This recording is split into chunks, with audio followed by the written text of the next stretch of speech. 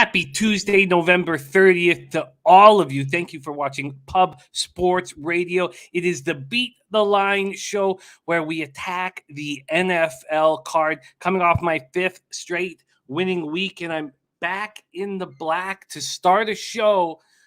This is for the first time since week 3 of this year. Actually, I guess week 4.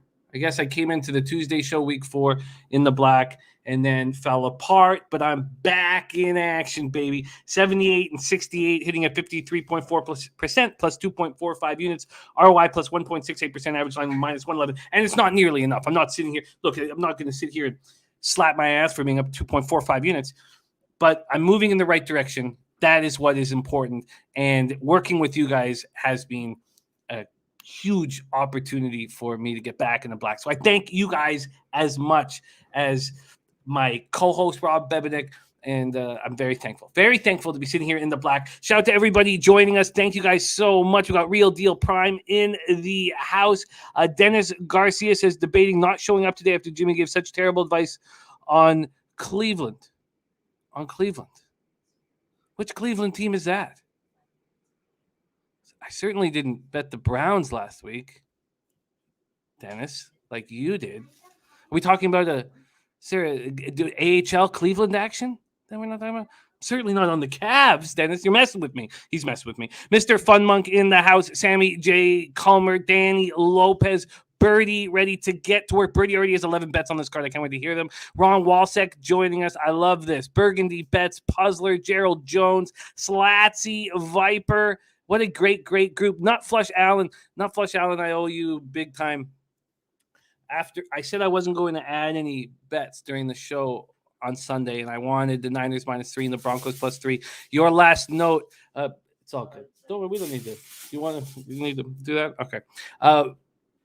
The last note that was given to me from Nut Flush Allen was, I don't want to be sitting here in a few hours and knowing that your leans cashed again. So I bet them, and it was a big difference to my week. So shout out to Nut Flush Allen. Great guy. There's Nuke Worker in the house. No, I wasn't the Cavaliers. I'm not the Cavaliers. He's just messing with me. He is just messing with me. Cleveland and Indy, only 2 bigger plays I lost. One with Detroit under. Yeah, you had a great week. I was following your action. You had a great week. Don't worry. It's all good. Jimmy sitting here with my mom and dad, Jim and Rosemary, where Skylar is decorating their Christmas tree listening to the show. God, what a family you have. Not Flush Allen, you inspire us and you lead by example, my man. Wonderful that you are doing that. Leonard Welch, Turnsy, let's get right to work right now. But first, back from his successful tour of Western Canada, ready to attack this week 13 card. Please welcome my co-host, Rob Bebenek. I'm back. There he is. Bebsie, what's happening, my man? I don't know. Is Jose going to keep playing it? Because we might get in trouble. Apparently, that was not well received by some of the cappers. Sorry, I didn't know Cam Newton was so beloved. We did take a lot of heat for that, yeah. But I said there's one reason why I'm betting the Miami Dolphins, and that is Cam Newton. And then he has his worst game statistically as a pro. So I feel good. I feel good about that. I'm very thankful you are back in action with us. Tony Cobb's ready to get to work. Bebsie coming off a 3-3 week himself. Let's review action and then get right to attacking this card. For me, I went 7-4 plus 2.7 units. Chicago, Detroit under 41.5 cash. Vegas, Dallas under 50.5 was a loser. And the Raiders plus 7.5 cash. That was Thursday. Then Sunday, Miami plus 105 cash. Carolina, Miami under 42 was a loser. Tennessee, New England under 44.5 was a loser. Denver team total over 22.5 was a winner. Rams minus 105 was a loser. Rams team total over 23.5 was a winner. But the week was made with Denver +3 and San Francisco -3, adding to the getting me where I am healthy. Well, not healthy in the black, but 2.45 units on the right. In the right direction. Bebsie coming off a 3-3 week, lost with the Colts +3.5 and the Titans +7.5. Cash with the Rams, Packers over 46. You did attack that line at the perfect moment. Gesicki again got you. That's 2 weeks in a row. But Robinson cashed for you again. That's 2 weeks in a row. And Daniel Jones over 17.5 rush yards. And 1 hour ago, we found out that Daniel Jones is unlikely to start this week due to a neck strain. and a huge move towards the Dolphins. So those of you who got in early, congratulations, because now I don't know if it's worth getting in. Bebsie, any last words about the week that was, or are you ready to attack this Week 13 card? I'm not even upset about Gesicki fucking me again. I'm upset about the absolute meltdown from the Colts, including some late game Tom Brady calls that really changed the outcome of that game. Also, fuck you, Leonard Fournette. Just go down, kick the field goal. What are you doing? Fucked me. But we're good. We're good. I'm good. I'm over it. I'm not even upset anymore. Well, let's get right to work. Dennis Garcia says, I have a tiny piece of Miami -2.5, -115, if I remember. That's nice.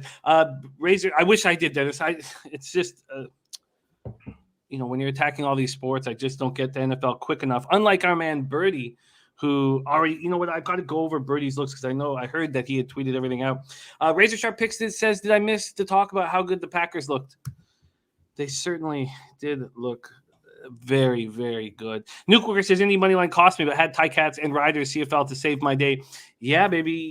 Ticats, first half full game, 11 straight winners in CFL. I don't remember ever doing this before in CFL. Let's get right to work. Bebsie, thank you guys all so much for joining us here on Pub Sports Radio. I have all the pertinent information up. Let's make sure that the lines are being refreshed. And I believe they are. Why don't we just check at the Dolphins? The Dolphins will tell us if these lines are being refreshed. I don't know if they are. Jimmy, did you mention Birdie? Did we mention a Birdie? Because I have a Birdie job. It's fuck you, Birdie. We're fighting. Let's go. Let's go. Oh, shit. That is nice. That is very nice. It looks like he's got a bunch of artillery here celebrating Bebsie being back. I love this. I absolutely love this. All right. I should leave more. I should take more weeks off. I forgot I was fighting Birdie. Now I've got to get mad at Birdie again. It did inspire. It did inspire. All right. Let's get to work. We start Thursday, December 2nd, 8:20 p.m. Eastern. Dallas Cowboys 7-4, 3-2 on the road at New Orleans Saints, 5-6, 2-3 at home. We're at Caesars Superdome in New Orleans, Louisiana. Let's start with the market that we are dealing with here. Oh, of course, I got to go back to this Thursday. So stupid. Here we go. We have Dallas opening up at -5. Now we have 4.5s and 4s. This total opened up at 47.5, and there is 47s and mostly 47.5s, but there are a couple 47s on the board. When we go over to where the cash lies, again, we are 48 hours before kickoff here. 3,845 tickets in. 69% of the tickets, 75% of the cash is on Dallas. 50-50 for the total, but 83% of the tickets are on the over at this point. Mr. Funmonk says Taysom Hill supposed to start. Yes, Taysom Hill is supposed to start in this one. But let's start with these Cowboys. Both teams come in with extra rest and prep as they were both playing on Thanksgiving Thursday. Cowboys were last seen in a wild 36-33 loss at home to the Raiders. Dak was 32 of 47 for 375 yards, 2 touchdowns, no interceptions. But 209 of those 375 yards came in the fourth quarter. Amari Cooper and CeeDee Lamb out, but Michael Gallup caught 5 passes for 106 yards. Cedric Wilson caught 7 passes for 104 yards. He did suffer an ankle injury during the game and is listed as questionable. Their running game didn't do very much. Tony Pollard ran 10 times for 36 yards. Zeke ran 9 times for 25 yards in the touchdown. Tony Pollard did return a kickoff 100 yards. And they put up 437 yards, which is all said and good, all nice, but they allowed the Raiders a season-high 509 starts. They couldn't get stops against the pedestrian offense. Maybe that's a little harsh on the Raiders. Cornerback Anthony Brown had 4 defensive pass interference penalties. All 4 of Brown's penalties came on third down incompletions. The Raiders were just 3-13 on third down without Brown's help. Dallas, the NFL leader in penalty yards, 14 for a franchise record, 166 yards. Keanu Neal had 12 tackles. Jaron Kearse had 11 tackles and 2 passes defended. Another great game by Micah Parsons. 3 sacks, 7 quarterback hits by the team. Micah Parsons, 5 tackles, 2 for a loss, 1 sack, and 5 of the 7 quarterback hits. He was unbelievable. Unbelievable. So at this point, McCarthy said it's to be determined whether Cooper takes part in practice. And says, my gut would be if he doesn't practice tomorrow, I don't see him going into the games. Jerry Jones says DeMarcus Lawrence had a good week and will play. That's from Jerry Jones. So DeMarcus Lawrence will play. CeeDee Lamb was a full participant in Monday's practice. So he's cleared the 5-step concussion protocol and feels a lot better and is going to be good to go. Let's start with the Cowboys before we get into the Saints. What did you think of that loss to the Raiders, and what are your expectations of them here, Bebsie?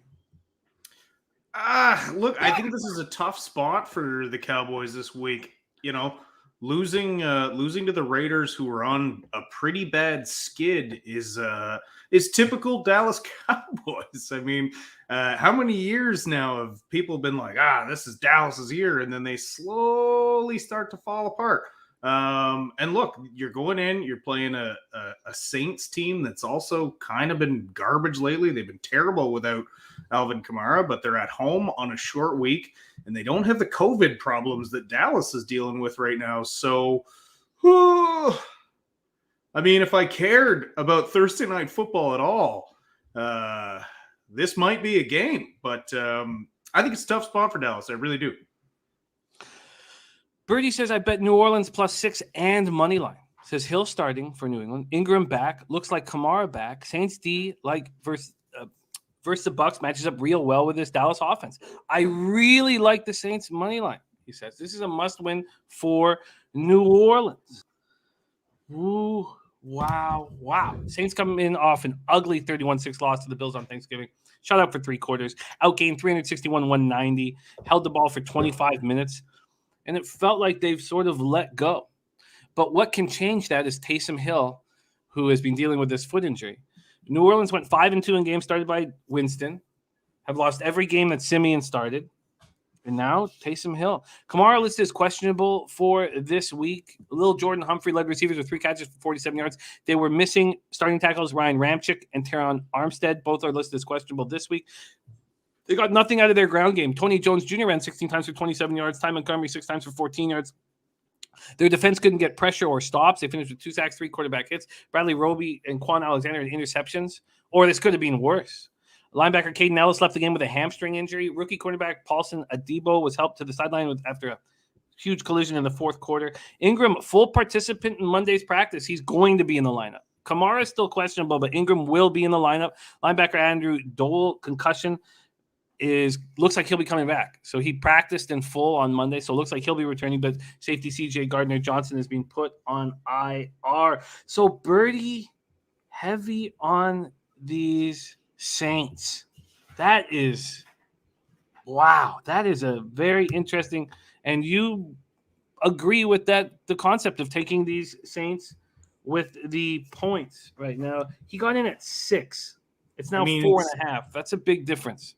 It's hard to agree with somebody that I intend to fight, but I do. I agree with Birdie here. I think he's spot on. I think this is a really tough spot. Short week COVID, playing in New Orleans. All bad things. And, I'd certainly be a lot happier if I got the 6. But I still think 4.5 is very doable. If I were to bet this game, it would be New Orleans. But you will not. I will not. I mean, you guys know I'm not doing it. I'm not betting this Thursday night football. Boycott. I don't even watch this shit, Jimmy. I don't even watch it. With Taysom Hill at quarterback, 50% split on the tickets for the total, but 83% of cash on the over. 83% of cash on the over, and it's pretty much sitting right at the starting line. If you had a free bet on the total at 47.5, what would you do? Well, I got to be honest with you. I see more of a defensive battle in this, so free play, I'd probably take the under. I don't agree with the money here. I find this a difficult game, and I like seeing both of Birdie and Dennis Garcia on the Saints at +6. And that's much easier than taking the 4.5. Alan Stewart says always bet the under on Thursday. Yeah, I agree with that one there. You don't see You don't see beautifully formulated game plans on Thursday night. You see rush jobs. You're absolutely right. And who would you trust in a rush job, Peyton or McCarthy? I think you've answered your own question, haven't you, Jimmy? I have. 8:20 p.m. Eastern, the Thursday nighter. I have not moved on it yet, but we don't have anybody here saying bet the Cowboys. Leonard Welch is on the Dallas team total under 26.5 for the Cowboys. Ooh, I kind of like that look. That's a spicy little look from Leonard Welch. Brady says 4.5 to 6, basically the same number. Says 4 is the key. I agree with that. I just have seething jealousy. That's all. Just seething jealousy. Don't worry, Jimmy. I'm going to fight him. Thank you. Thank you for that. Thank you. And Swervin says they both had a week off. They both had 7 days. You're right. You are right. This is from Thursday to Thursday. We did. Okay. Cowboys, Saints. Very, very interesting to hear all you guys on the Saints and nobody moved. Leroy Flood's on the Saints money line. Wow. Okay. And Slatsy says McCarthy out with COVID helps the Cowboys. Michael Evelina says I actually trust Quinn way more than I trust McCarthy. All right, there is the Thursday nighter Cowboys Saints. No move from Bebsie or I at this point. Let's move on to Sunday, December 5th, 1 p.m. Eastern. Tampa Bay Buccaneers 8-3, 3-3 on the road at Atlanta Falcons 5-6, 1-4 at home. Sorry, Falcons. Apologize there. Mercedes-Benz Stadium in Atlanta, Georgia. Let's start with the market in this 1 or 2 Sunday. I have figured out how to fix the issues I've had with the site that is not refreshing the market moves, and that is to use a different site. And that is what I plan to do here. Probably this is the last day of using the site that I've been on. But Tampa Bay opening up at -10. There are 10.5s, and they are mostly gone. What we have right now is an 11 here. Buccaneers 11-point favorites. Let me see if that – yes, 11-point favorites at most books. And the total in this spot sitting at 50 or 50.5, depending on where you shop. When we go to the cash flow in this game, we have 3,253 tickets in. 69% of the tickets on the Buccaneers, 76% of the cash on the Buccaneers. 67% of tickets on the over, just 33% of cash on that over. Interesting. Let's get after it. Bucks coming off a big 38-31 road win at Indy. Brady was 25 of 34 for 226 yards, a touchdown and a pick. Gronkowski caught 7 passes for 123 yards. Fournette ran 17 times for 100 yards, 3 touchdowns. Caught 7 passes for 31 yards. It was excellent. Shaq Barrett had 8 tackles, 2 sacks, 1 a strip sack that he recovered. As a team, they had 3 sacks, 7 quarterback hits. Antoine Winfield and Pierre Desir both had interceptions. Devin White played and was dealing with injuries, and so he was listed as questionable with a quad injury. And so he got hurt during the game. Listed as questionable with a quad injury. Got hurt in the game with a hip injury. So a quad and the hip, but they're saying it's his thigh that is the issue. He will be limited to practice all week, but they expect him to go Sunday. Starting cornerback Jamel Dean did not return after injuring his right shoulder in the first quarter. There doesn't appear to be any structural damage in Dean's shoulder, and they expect him to play. A wide receiver, Jalen Darden, entered concussion protocol. Wide receiver, Antonio Brown, and guard Ali Marpet, both inactive and listed as questionable this week. Atlanta comes in off a 21-14 win at Jacksonville. Falcons managed in the 2 previous games just a field goal. Just horrifying losses to Dallas and New England. Turned the ball over 7 times. Failed to score a touchdown in consecutive games for the first time since 1987. And I don't know if this was a bounce back. 19 of 29, Matt Ryan was for 190 yards, touchdown, interception. Cordell Patterson looked excellent. Ran 16 times for a career high, 108 yards, 2 touchdowns, caught 2 passes for 27 yards. Russell Gage caught 6 passes for 62 yards and a touchdown. So 149 yards on the ground. That's the most Atlanta's had since October of 2020. The defense looked better than in previous weeks, but I mean, the lowly Jags offense played a part in that. 1 sack, 6 quarterback hits. Deron Harmon had an interception. Cornerback Kendall Sheffield, linebacker Deion Jones, defensive end Jonathan Bullard, all inactive. List is questionable this week. And Calvin Ridley is not coming back anytime soon. He's certainly not coming back this week. Here we go. Bebsie. Buccaneers, Falcons. Take it away. Well, I mean, my first inclination is to take the Bucks, the Falcons first half here. It's only plus 4.5. Again, the way that Tampa Bay has played on the road, especially in the first half. I mean, again, I don't think they deserve to win last weekend. If you watched the game, you saw there was some questionable calls that extended some drives, and there's also some bad turnovers from the Colts, some uncharacteristic second half turnovers. The Colts were dominating in the first half, and this Atlanta team, as much as we rip on this team all the time, we say their name correctly or incorrectly, depending on what country you live in. They're not bad. They're not a terrible team. They're still 5-6. They're still technically in the hunt. So I just think this is too many points to give a Tampa team that has not been great on the road. Yeah, they did win 48-25. That's why I don't see them dominating again. I agree. I agree that the Buccaneers don't seem to be covering spreads on the road, and they certainly just did in Indianapolis against a much better team than the Falcons. But that was at 3 points, 3.5. This is 11. Yeah.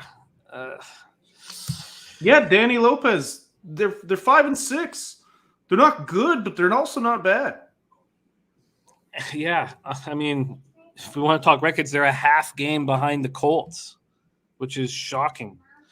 Dennis Garcia says veteran team could care less about seeding. Tampa Bay will play 3 road games again if they have to. Turnsey says the Blues are getting lit up. I don't like hearing that, but at least we got the Red Wings up. All right. Tricky spot. Harold Williams is actually Atlanta is actually worse than their record. I agree with that. Burgundy Bet says Gronk props continue to be undervalued in this spot. And Vitalis giving the chat a prop for the Falcons game. Zacchaeus under in yards. Zacchaeus has 23 yards or fewer in 5 of 6 games without Calvin Ridley, who is not returning anytime soon. This game is not appealing to me at all. I don't want Tampa on the road, but if I'm going to bet them on the road, I want them in a dome. So it's – and then Viper says I like the over here, but I can't rely on the Falcons offense score at all, so I will pass. Well, then, if we can't rely on the Falcons offense at all, you would think, well, we'll take the Buccaneers team total. But if the Buccaneers are way up going into the second half, then they're going to, take their foot off the gas and run the ball nonstop. And then you might want them first half, but you've already heard Bebsie saying they don't come out of the gate that fast. Let's get a first half team total here. The first half team total is at 15.5 for the Buccaneers. 15.5. Falcons team totals at 9.5, heavily juiced to the over. Damon Santori says awful who Atlanta has beaten. This game I don't find. There's a lot of spots I do find appealing on the board. This isn't one of them. Bebsie, is there anything you want to make official here in Bucks Falcons? I'm going to put a question mark beside this because I want to look at this a little more closely, but I am leaning back in Atlanta here. And if I were to bet the total, I think I would bet the under here because even though it was 48-25 earlier this season, I don't think we're going to see the same type of game. So I would lean under. Probably not going to bet the total, but I think by Sunday I'll be backing Atlanta either first half or full game. Damon Santori says that, and the longer you wait, usually the better in a Buccaneers game. Atlanta has, if you're fading the Bucs, Atlanta has beaten Lawrence, Simeon, Brissett, Zach Wilson, and Daniel Jones. That's from Damon. All future Hall of Famers. Mr. Funbook says Tampa played 3 games in the Dome this year: Rams, Saints, and Colts, and they're 1-2. But they are a different team in the second half of the year. Turnsey says Atlanta team total over first half is easy money. That's at 9.5 juice to the over. Nuke Worker says, I won't bet this, but Atlanta or nothing. All right, let's move on to the next spot on the board. 1 p.m. Eastern. Arizona Cardinals 9-2, 6-0 on the road. The Chicago Bears 4-7, 2-3 at home. We're at Soldier Field, Chicago, Illinois. 40 Fahrenheit. Chance of showers. 13 miles per hour is the wind. This opened with Arizona as 7-point favorites. Now they are 7.5 or 8, depending on where you shop. Let me see if they moved this to 8 here as well. No, 7.5 or 8, depending on where you shop. And from a total perspective, this opened up at 46.5 and is now at 45.5 or 45. When we go to the cash flow here, 2,446 tickets in, 76% of the tickets, 98% of the cash on Arizona, 61% of the tickets on the under, and we don't have a cash count at this point. All right. Cardinals coming off their bye week with the NFL's best record. Cliff Kingsbury has become candidate for Coach of the Year. They're winning games despite COVID issues and key injuries, and they're playing very well. Cardinals, over the last 2 seasons, in Cliff Kingsbury's tenure, are 0-2 after the bye week. They were last seen in an impressive 23-13 road win at Seattle with Colt McCoy at quarterback and without DeAndre Hopkins. Cardinals finished 2-1 over the past 3 games, despite not having Kyler Murray or DeAndre Hopkins. Both are expected back this week. McCoy finished 35-44 for 328 yards, 2 touchdowns, no interceptions. I lost, fading him. Zach Ertz got 8 passes for 88 yards, 2 touchdowns. AJ Green, 4 catches, 78 yards. Moore caught 11 passes for 51 yards. James Conner ran 21 times for 62 yards and 1 touchdown. Their defense looked strong, 4 sacks, 6 quarterback hits. Arizona is 6-0 on the road. 6-0 on the road this year, and all wins have come by 10 or more points. They're the 3rd team in league history to win their first 6 road games by double digits, joining the 68 Cowboys and the 1936 Bears. 6-3 record last season before stumbling into an 8-8 record, missing the playoffs. I think that's going to help Cliff Kingsbury and this team, knowing that what they've done after bye weeks, what they've done in the second half of the season. Defensive tackle Rashard Lawrence calf muscle was designated to return from IR. Offensive tackle Justin Murray had his practice window expire, so he is done for the season. Matt Nagy still has a job.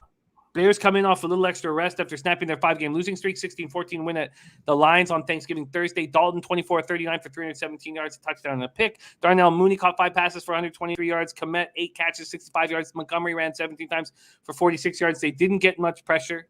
This is not the Bears defense we remember. 1 sack, 3 quarterback hits. Justin Fields missed the game with the rib injury. He's listed as questionable to return.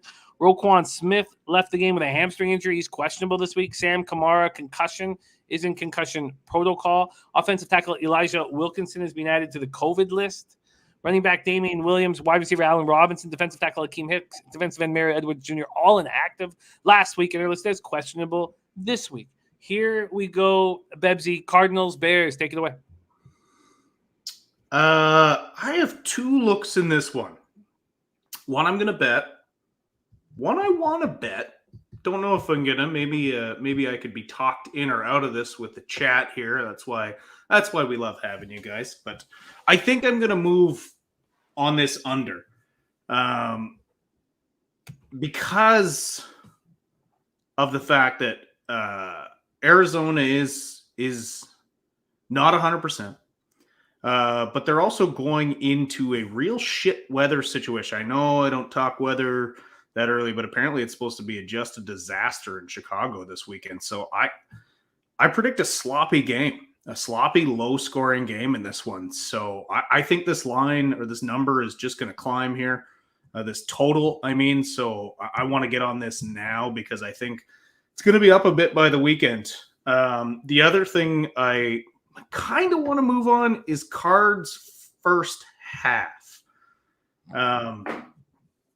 Look, they're sitting at 3.5 for the first half. I'd really prefer a 3, obviously. That's how this works. But I just see them as the better team. Obviously, that'd be crazy to say otherwise. But I just don't like -8 in a full game in Chicago. Yeah.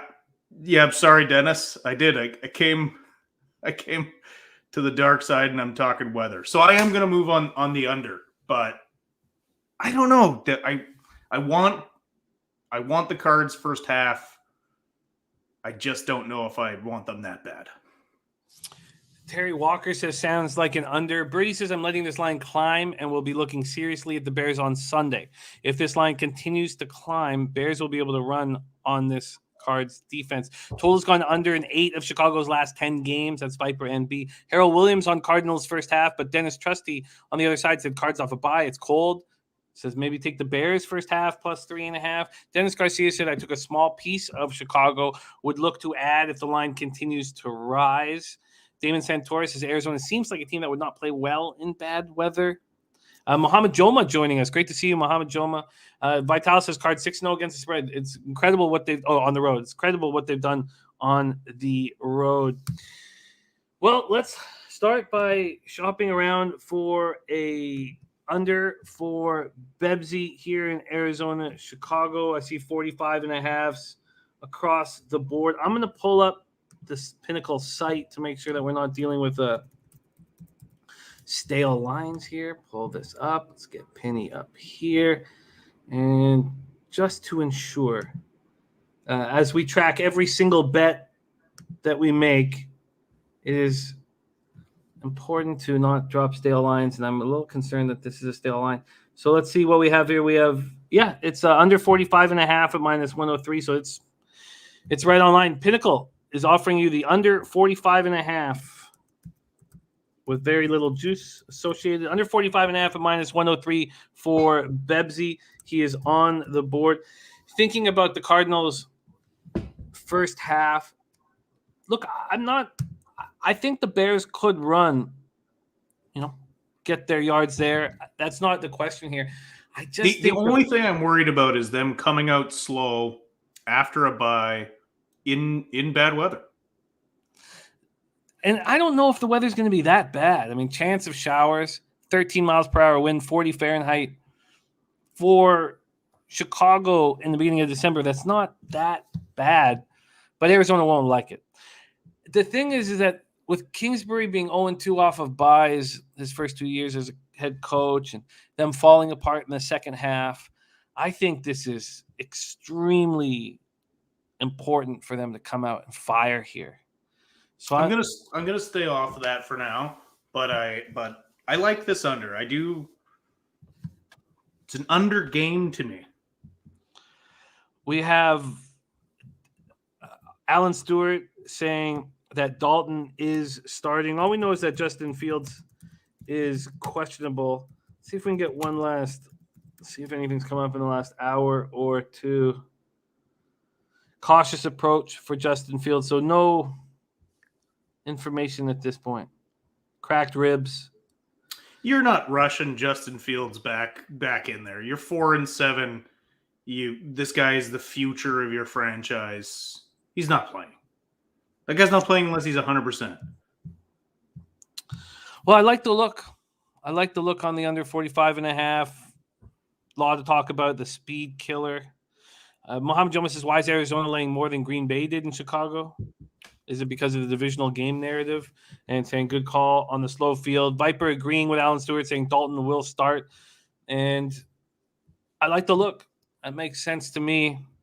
I'm going to take more time before making anything official here. But I will, as always, tweet out my action when I bet it. So let's move on. Bebsie's on the board. Next up for us, 1 p.m. Eastern. And this is the only game I bet. And look, it's so public. It's already public. It's going to be more public. And I didn't get the 2.5. And there was 3 bets I was going to make. And then only one I ended up pulling the trigger on today. It was actually this evening. I did take the Bengals -3 at -115. I just don't know how this Chargers run defense can stop Mixon, especially how confident Mixon is right now after that giant game. That doesn't mean that I'm going to be betting a Mixon prop at all. I'm made it clear that I'm not betting props in NFL this year. Even though I watch people succeed with it, it's just I study my ROI. I study years prior, and I think it was a problem for me last year. Let's break this down and take a look here I'm on a very public side. This total, by the way, opened up at 51. It's now down to 50.5. Get over here. And the Bengals opened up -2.5, -105. They're now -3 and -113 at Pinnacle. And it's public, man. It's a public spot. We have just 22% of the tickets are on the Chargers. And this number is going up, by the way. Big bets coming in on the Chargers. 41% of cash right now is on the Chargers. 75% of tickets are on the over. And look, I don't want to – I don't like believing in what we saw last week. And I'm not sitting here – just the fact that I bet it doesn't mean to me that this is a smash spot or I'm very confident in it. The Chargers on the road again, 52 Fahrenheit, chance of showers, 8 miles per hour at Paul Brown Stadium. Bengals know they're very close to being a big piece of the playoff puzzle. Birdie did bet Cincy -2.5, says this Cincy team has to be taken seriously now. And he also bet the over 50.5, says this will be a track meet by two really good young quarterbacks. There will be points here and lots of them. Yeah, I hear you. Harold Williams says that he is liking the over. Let's break this down further. Chargers coming off an ugly 28-13 loss at Denver. God, it felt good. Felt really good. Trusting Denver off the bye. I can't wait to talk Broncos Chiefs. Not that I almost bet the Broncos. I didn't. I held off. Herbert was 28 for 44, 303 yards, 2 touchdowns, 2 interceptions. He also led the team in rushing with 4 carries for 36 yards. Austin Eckler is such a danger out of the backfield receiving, but he's just not running the ball well. 12 carries for 31 yards. He did catch 6 passes for 68 yards and a touchdown. And if those counted rushes, basically, then sure, he's very dangerous. But you want to be able to pound the rock sometimes. He doesn't seem capable to do that. Keenan Allen caught 7 passes for 85 yards. After Herbert's second touchdown pass to Jared Cook with 4:37 left, made it 28-13. Brandon Staley went for 2. And I didn't mind it because I was on the Broncos, but I just couldn't understand the ideology behind it. It just made no sense to me. The defense looks suspect yet again. 1 sack, 3 quarterback hits. Derwin James played well. 7 tackles, 2 for a loss, 1 interception, 1 quarterback hit. This AFC is wide open. They're still in it, but they're not good enough defensively. And they've made no moves to fix that. Chargers placed Mark Webb Jr. on IR. Cornerback Asante Samuel Jr. is so important. Was inactive last week. Listed as questionable this week. Same with Gilman, safety, and their guard Matt Filer. So Bengals coming off a dominant 41-10 beatdown at home of their AFC North rival Steelers. It marked Cincinnati's first season sweep of the Steelers since 2009. Scored on their first 4 drives. They were up 31-3 at the half. Joe Burrow, 28-24, 190 yards, 1 touchdown, 1 interception. Looks like a vet back there. T. Higgins caught 6 passes for 114 yards. Joe Mixon was a beast, 28 carries for a career high, 165 yards, 2 touchdowns. He's coming off 123 2 TD performance in the win over Vegas. He had 117 yards rushing at the half. What's he going to do to these Chargers? Defense had 3 sacks, 6 quarterback hits. Eli Apple's resurgence continues. Another pick for him. Hilton returned his pick to the house against his former team. Riley Reeves suffered an ankle injury in the third quarter. List is questionable this week. Another offensive lineman, Trey Hopkins, left in the third quarter with a knee injury. He's listed as questionable this week. Cornerback Trey Waynes could be activated off IR for this game. Bebsie, here we go. Chargers, Bengals. First, I'd like to address Turnsey. Turnsey, I don't know. I'd love to play. I know it sounds crazy to say I'd love to play Windsor, but I would love to. Need a venue, man. Not a ton going there, but nothing in the books. Would love to be back in Windsor, Ontario, Canada. But listen, I am all in on this over. I think I'm going to have to postpone the fight with Birdie because I completely agree with him. I think 2 young star quarterbacks taken in the same draft. A mere 6 picks apart. I do think both of these guys are going to put up points. So I think this is an easy cash on the over. I really do. And also, I believe that Cincy is for real. I think they're putting this together. And the Chargers, they're still that team that you don't know what you're going to get from them. And aside from one bad game, really, this year, like, Cincy's been pretty steady. Yeah, they've lost 4. There's only one of those that was a real ugly loss. So it's a more consistent team, much better defense right now. And I'd have to check this, but I think Mixon has like 13 touchdowns in his last 8 games. He's on fire right now, and I don't see the Chargers being able to stop this guy. You got a very lackluster defense that is obviously not getting stronger as the season's going on. So super confident in the over, but like Cincy as well here. So I'm going to take Cincy at whatever the best line I can get. If I can get, I said Birdie got a 2.5, which is beautiful, but I'm still okay with the 3 here. I think Cincy rolls in this one. Well, you can get a little bit better than I got. You can get minus 113 at Pinnacle on the minus 3. Minus 3, minus 113. And then you can get the total. Let's find a total for you here. In this, we have 51. It's moved to 51, but it's at plus 101. Let's see if we can get you a 50.5. We can get you a 50. Let me just move the totals. I believe it's a 50.5 at a pick 'em at minus 110. And it is. So 50.5 at minus 110 or 51 at plus 101. I'll take the plus money here, bud. All right. Over 51 at plus 101.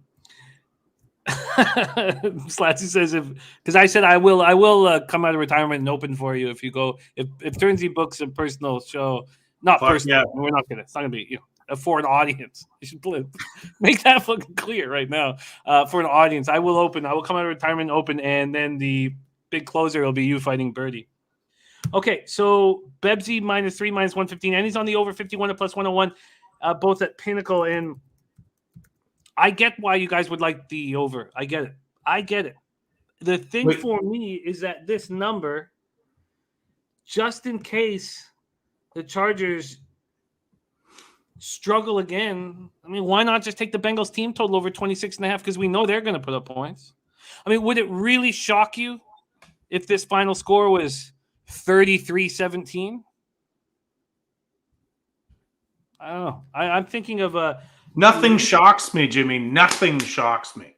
I'm thinking of leaving the Chargers out of the total and just going on the Bengals team total over. My problem at this point with the team total is maybe I would take a alternate team total line because 26.5 juice to minus 125. I don't want to have minus 125s on my card. All right, so Bebsie's locked in.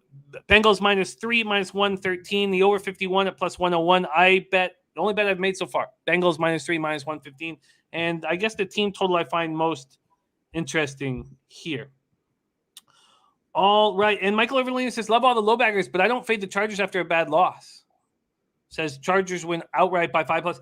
You know, a lot of times this year I've been very hesitant to back a side that I know is going to be very public. Back it in a situation where, you know, I'm fading a talented team like the Chargers who are coming off a terrible game. But I thought they looked terrible against the Vikings.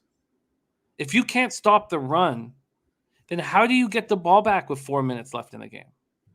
And they couldn't get the ball back against the Vikings, and they couldn't get the ball back against the Broncos. So that's my issue here. Okay. And Mr. Fun says was right to take Denver team total last week. Shouldn't the same strategy work? I think so. And that's how I'm going to do it. I think so. All right. Great work. I like this. Our card is coming together. Let's move on. 1 p.m. Eastern. Minnesota Vikings 5-6, 2-4 on the road. Detroit Lions 0-10-1, 0-5 at home. We're at Ford Field in Detroit, Michigan. We have this total opening up at 47.5. Now it's at 46.5. And the Vikings opening up as 6.5-point favorites. They are now 7-point favorites. I took a look at the Vikings today. It wasn't one of the spots where I was going to attack or thinking about betting, but I did look at what the odds were at Bet365. It was minus 105 for the minus 7 if I wanted to move on it, and I didn't at this point. Let's see where the cash lies here in this one. We have 2,938 tickets in. 16% of the tickets on the Lions, 34% of the cash. I mean, that's been happening quite often. 47% of tickets on the over, 60% of cash on the over. Harold Williams says Vikings with no hesitation. Dennis Garcia says Detroit +7 and the under. Alan Stewart says Lions get their first win this week. And Birdie says he bet the under in this game. And Crystal Warren says Bebs is unshockable. She's impressed. Vikings come in. Vikings coming off 34. I love Crystal. Vikings coming off a 34-26 loss at San Francisco. Again, thank you, not Flush Allen.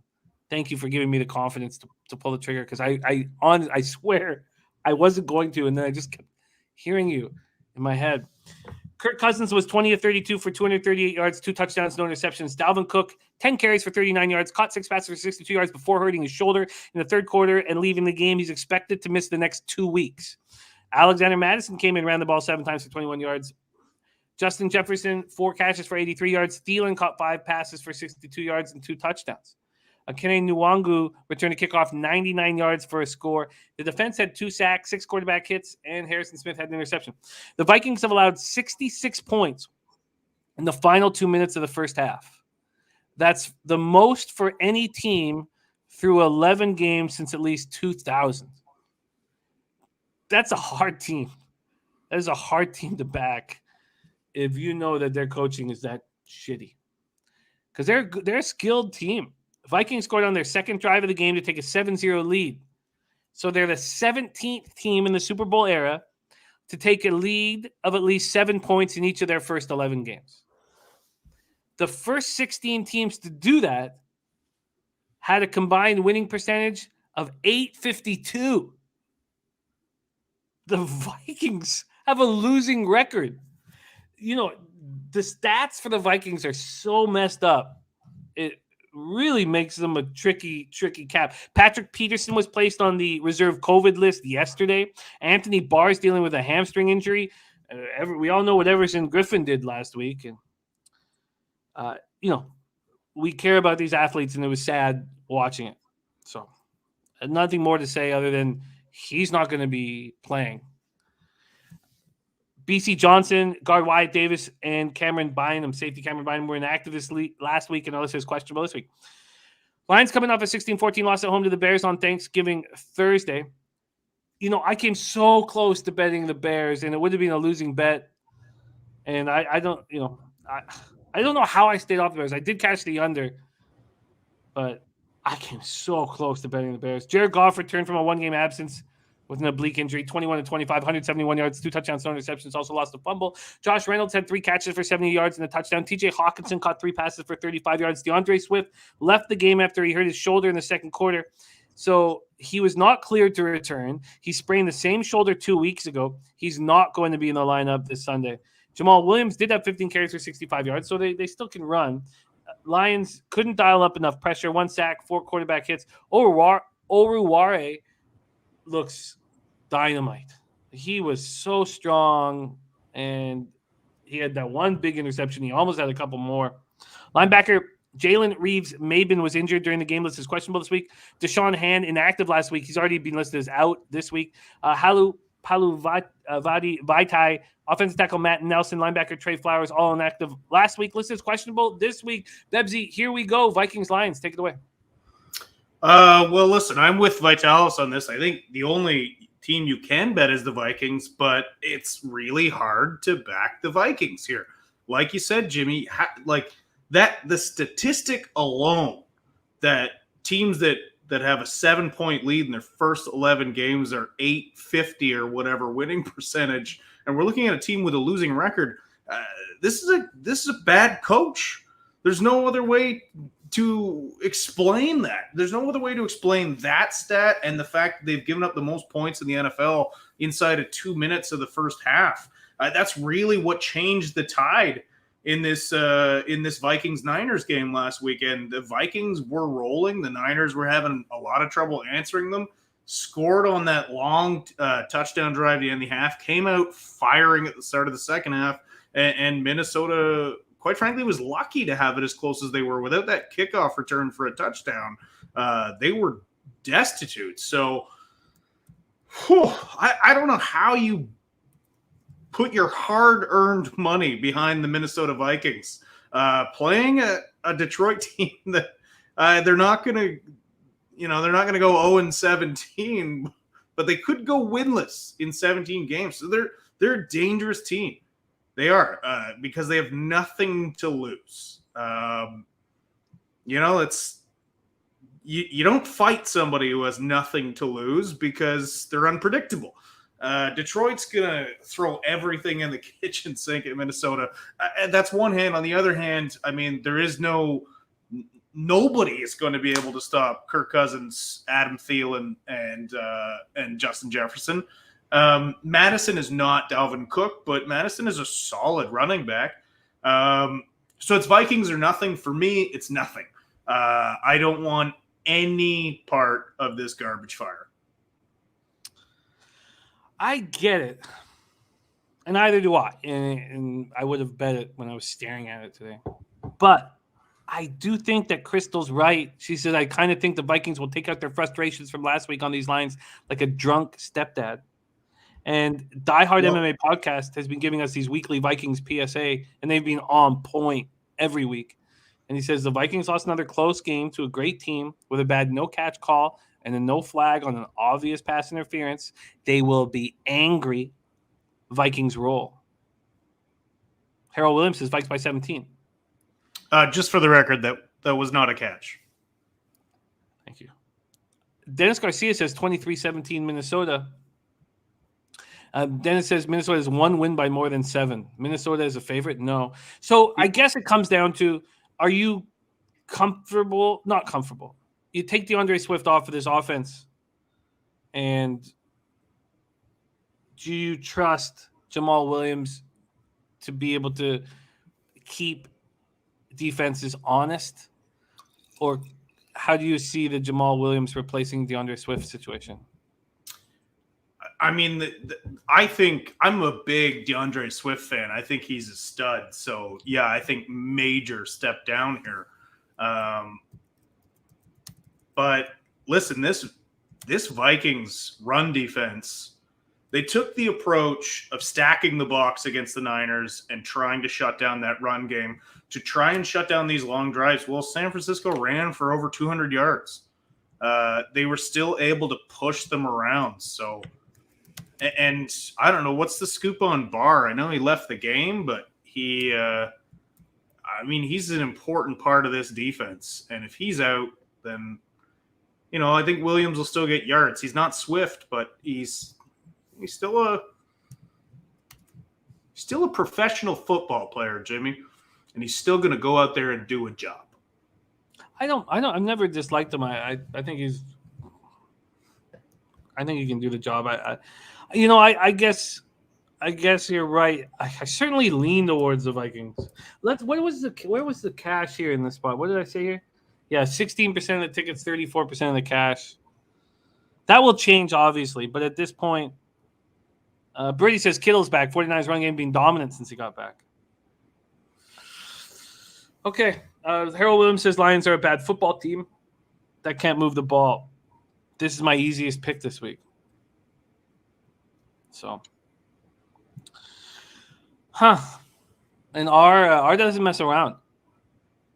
He's from here in Toronto as well, and he doesn't mess around. He's a good capper. Okay. I think the Vikings take out some of their anger, but I don't want to bet it with these splits at this point. So I'm just going to leave a bunch of question marks, and I'm not going to bet it this evening. I will stare at it, though. Let's move on to the next 1 p.m. game. New York Giants 4-7, 1-4 on the road at Miami Dolphins 5-7, 3-3 at home. We're at Hard Rock Stadium, Miami Gardens, Florida. 78 Fahrenheit, partly cloudy, 8 miles per hour is the wind. Let's see what we are dealing with here. And, of course, the big story right off the hop in this one is Daniel Jones, not expected to be behind center. Looks like it's Mike Glennon here. And when we mentioned that off the top, some people said maybe that's an improvement for this squad. Maybe we shouldn't take too much into it. I'm upset that I didn't get the Dolphins in time. My fault and poorly done. And Dennis Garcia explaining how he caps, and as soon as the Sunday's around, he's working on that the following week. And I think my fandom gets a little bit in the way because I have the Sunday morning show, and then as soon as the show's over, the games start, and it's hard for me to not focus on the fun of all the action that we have going on. But let's take a look at this market. So it's at 5 now at Pinnacle.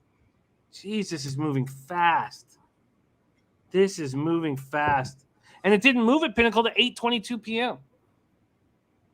I find that difficult to believe. Maybe it just wasn't refreshed because it was already at 4 at Bet365. Huh. Too bad. I felt like I was ahead of the market with the Dolphins team, and now I've messed this whole bet up when I could have got them at 3 easily. If I had just betted this morning. Let's see where the cash is in this game here. It's really frustrating. We have 2,597 tickets in. And this was something I looked at, too, when it was at 4, that 17% of the tickets and 42% of the cash are on the Giants, but those backers were probably expecting Daniel Jones under center. Giants coming off a 13-7 home victory over the Eagles. Game was the first for the Giants offense since Jason Garrett was fired. So Freddie Kitchens calling the plays. The offense was held to 264 yards, but they did have the ball for 32 minutes. Daniel Jones, 19 of 30, 202 yards, 1 touchdown. He also ran 9 times for 30 yards. Strained neck. Kenny Golladay caught 3 passes for 50 yards. Darius Slayton, 3 for 40. Saquon Barkley ran 13 times for 40, caught 4 passes for 13. Giants had 1 sack, 3 quarterback hits, held the Eagles to a season low in points, intercepted Jalen Hurts 3 times, 1 by Darnay Holmes. And Darnay Holmes left the game with a chest injury and has subsequently been placed on the injured reserve. Tate Crowder and Xavier McKinney had the other interceptions. Cornerback Adoree Jackson left the game with a quad injury, but he may be able to play this week. Guard Kyle Murphy's on the COVID list. Fullback Colin Gillespie, wide receiver Sterling Shepard, tight end Kyle Rudolph, wide receiver Kadarius Toney, tight end Caden Smith, all inactive. List is questionable this week. Dolphins coming off their 4th straight win, 33-10 at home over the Panthers. They've allowed 46 points in their past 4 games. They're now 16-7 in games played in November, December, and January. Those are Brian Flores' 3 seasons. In 3 seasons, Brian Flores, 3 seasons, 16-7. Imagine if he was coaching the Vikings. Tua 27 of 31 for 230 yards, 1 touchdown, no interceptions. Jalen Waddle caught 9 passes for a season high 137 yards, 1 touchdown. He looks great. Myles Gaskin ran 16 times for 49 yards, 2 touchdowns. They've actually had a running game the last 2 weeks. Phillip Lindsay, 12 carries for 42 yards. Phillips had 3 sacks and 4 quarterback hits. They swarmed Cam Newton. 5 sacks, 11 quarterback hits, 3 interceptions, 1 each by Xavier Howard, Nick Needham, and Javon Holland. They were without safety Brandon Jones. He was held out with knee and elbow injuries. Tight end Adam Shaheen and quarterback Trill Williams were inactive, and they're questionable this week. And Will Fuller and Devontae Parker are not going to be at practice tomorrow, and it sounds like they are not going to be playing on Sunday. Here we go, Bebsie, Giants, Dolphins. Take it away. Okay, here's the play here. I love this play coming up, and some of you guys might too. You might tail me by the end of if you hear my logic, but listen, New York Giants, they fired Jason Garrett. Amazing they hired him in the first place. But they've got Freddie Kitchens in now, which is awesome and great. But they also have a backup quarterback, a new coordinator, and they're playing on the road against a Miami team that is surging. What I do, I'm starting to believe in this team again. I'm starting to believe in Flores. I'm starting to believe in Miami. They're on a win streak. But what I'm going to do is I'm going to take them in the first half. I'm not going to take them in the full game, but I can get them in the first half at -2.5. And I like Miami to be in control of this game at the half. I think everything is pointing to the Giants starting this game slowly. Injury to quarterback on the road, new offensive coordinator, logic, which will get you killed in this business. Logic dictates that they're going to start out slow at the very least. And I love the way Miami's playing. I love the way their defense is playing. So I think this is a great look by me here. Pat myself on the back. Love it. It's so frustrating. So Pinnacle's pulled it. Pinnacle's pulled it, eh? I just refreshed 365 and they still have it. Yeah, they have, but it's at -130. You know what? Let me line shop for you here because I'm sure I could find, but I'll have to go to the books individually. First half -2.5. This is something that affects me and it hurts me, but I get angry when I miss out on an opportunity and I pretend that I no longer want the opportunity, not just in sports, in everything. And I think your look makes a ton of sense. Look, even if the best I can do is 130, I'm going to bet it because I'm just I'm too confident in it. Okay, well, I'm going to line shop here. I'll just take a look at one more book here really quickly while I have this open here, and then I'm not going to sit here and line shop while the show is on, so we'll move on.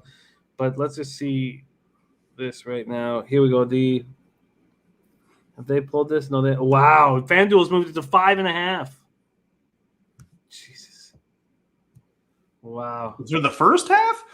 No, full game. First half is 3.5. Oh, yeah, right. You're not going to get this. Is a bet right away. All right, -2.5, -130 right now is available at Bet365. I am going to check out a couple other books, but it's funny. It's funny that I should have just moved on it at -4. Burgundy Bets is saying it's -120 at FanDuel. There you go. No, it's not. That's the 3. I'm on FanDuel. The first half's -3.5 and -110. If you refresh it, I'm on FanDuel. Unless you're talking about DraftKings. Yeah, I'm going to have to let go. I'm going to let go. But -2.5, -130 at Bet365. And I will check out some other books as we go along. And I'm just very frustrated at this spot. Okay, let's keep rolling and move on to the next spot on the board. Philadelphia Eagles at New York Jets. Eagles 5-7, 4-3 on the road. Jets 3-8, 2-3 at home. MetLife Stadium, East Rutherford, New Jersey. 41 Fahrenheit, partly cloudy, 8 miles per hour. Pull this up here. Sorry. So this Eagles spot. Eagles open up as 7-point favorites. That moves to 6.5. This total opens up at 46. It's now at either 45.5 or 45, depending on where you shop. This cash flow in this spot, 2017 tickets in, 35% of the tickets on Zach Wilson, 43% of the cash, 83% of tickets on the under. Here we go. Eagles come in off an ugly 13-7 loss at the Giants. They're another tricky team to support. Jalen Hurts looked awful, going 14-31 for 129 yards, no touchdowns, 3 interceptions. He did run 8 times for 77 yards. He's dealing with a sore ankle. His list is questionable. Hurts had only thrown 5 interceptions all year before throwing 3 picks. Kenneth Gainwell led receivers with just 3 catches, 32 yards. But they did have their third-straight 200-yard rushing game, 208 yards. Boston Scott ran 15 times for 64 yards in the touchdown, but he did lose a fumble. Miles Sanders ran 9 times for 64 yards, and he had ankle and foot injuries that were bothering him, but they say he's heading in the right direction to be available on Sunday. The defense held their own, kept the Eagles in it, 1 sack, 5 quarterback hits. Guard Jack Driscoll was placed on IR with an ankle injury, and guard Brandon Brooks is not coming back anytime soon because they have the bye next week. So at this point, he'll come back week 15. So cornerback Tate Gowan and running back Jordan Howard were inactive. List is questionable this week. Jets come in off a 21-14 win at Houston. Zach Wilson returned 14-24 for 145 yards. I talk about wanting to back talented quarterbacks when they sit and watch for 4 weeks. And I did see a different Zach Wilson. And I know that the numbers won't show that. But maybe it was that early pick, but he seemed to be really in control and not taking huge risks. And I did think that he looked better. Braxton Berrios, 2 catches for 47 yards. Elijah Moore, 4 catches for 46 yards. Tevin Coleman looked good. Nice to have him back in the lineup. Ran 16 times for 67 yards. Ty Johnson, 6 carries for 42 yards. Austin Walter, 9 carries for 38 yards and a touchdown. The defense looked great. 5 sacks, 7 quarterback hits. John Franklin Myers, after signing that 4-year, $55 million extension, had a nice pick. Sheldon Rankins injured his knee in the 4th quarter. It wouldn't be a Jets game if there weren't a ton of injuries. So Quincy Williams injured his calf in the 4th quarter. Trayvon Wesco had a knee injury late. So let's go over all this again. So Keelan Cole is reserve COVID list. Mekhi Becton is still not practicing and is not going to play this Sunday, but expect him back week 15 after the bye. And sorry, that's not the bye. Sorry, the bye is it's not. That's the wrong squad there. I don't know if they're not. Sorry. Let's go back to these injuries here. Corey Davis, questionable right now. Denzel Mims, illness, not COVID related. Wesco is expected to miss 2 to 4 weeks after that injury. Mike White is still in COVID protocols and won't clear them. Quincy Williams is expected to be a full go after that calf injury. Zach Wilson expected to be a full participant, but he did hurt his knee. And Sheldon Rankins is listed as questionable. Here we go. Bebsie, take it away here for the Eagles against the Jets. I think just the uncertainty with Hurts is enough to keep me off of this game until I know a little bit more. It sounds like he's going to be out. And look, I like Minshew. I think Minshew is capable of beating the New York Jets team. The New York Jets, I feel bad because they got some decent players in place, and those players just keep getting hurt. And I think in a couple of years, we might not be laughing at the Jets so much as we are now. They're currently slated to have the number 4 and number 5 pick in the draft. As long as Saleh and company don't fuck those up, we're looking at a turnaround, I think, for the Jets. But, I mean, there was debate a couple of years ago over Quinnen Williams and Nick Bosa. And, Quinnen Williams has just played okay. Mekhi Becton is phenomenal, but he's always hurt, and that's frustrating. So I can't back the Jets here. I want to back the Jets. I want to fade the Eagles in this one, but I can't, and I need to know more about Hurts before I do anything in this game. So this is a stay-away game for me this week. Yeah, so I thought he was questionable and would still be good. A lot of guys saying he's doubtful. Vitalis looking on Roto right now. Brady says no confirmation. All I've heard is he's pretty hurt with that ankle. Trusty said I was all over Philly last week, and that they absolutely sucked. 7 points. He's on the under, looking at the under in this Eagles-Jets game. Well, I guess Jalen Hurts is a big piece of this puzzle that we need to figure out if he's going to be in the lineup. And after losing Driscoll and not getting Brandon Brooks back, they're in trouble. Slotsy says the Eagles have a bye after this. Why would they rush it back? Yeah, it's the Eagles with the bye after this week, or do they both? God, I got it. Sorry, I'm tripping out over this bye situation. I thought Brooks was done for the year. Is he not? No. Okay. No, I read that he's going to – no, that it looks like he'll be back week 15 at this point. It looks like he'll be back week 15. All right, let's keep rolling here. More information obviously needed here with Hurts, and it would be very interesting if Minshew got an opportunity in this spot. What do you think of Zach Wilson moving forward here? Do you trust him? Do you trust Saleh late in the season as a dog maybe to cover for us? I think they need to be very careful with when they play him because, my apprehension of Zach Wilson before the draft was that shoulder surgery he had on his throwing shoulder, not from an injury, but rather from a repetitive use in his style of throwing. So you already know he's got a shoulder issue. He's already been down with other injuries this year. He's got a bad knee right now, and his, super talented young left tackle is hurt a lot. If I'm the Jets, you're 3-8, you're an entirely new coaching staff. You'd be crazy not to just rest him and let him. Like, what are you playing for? You're 3-8. Your season's over. So just protect Zach Wilson's health for now. And, worry about the wins down the road. I get it. Nobody wants to tank. Nobody wants to lose games. Maybe front office does, but players don't. And I don't think coaches do either. But you have to look at this intelligently and protect Zach Wilson for now.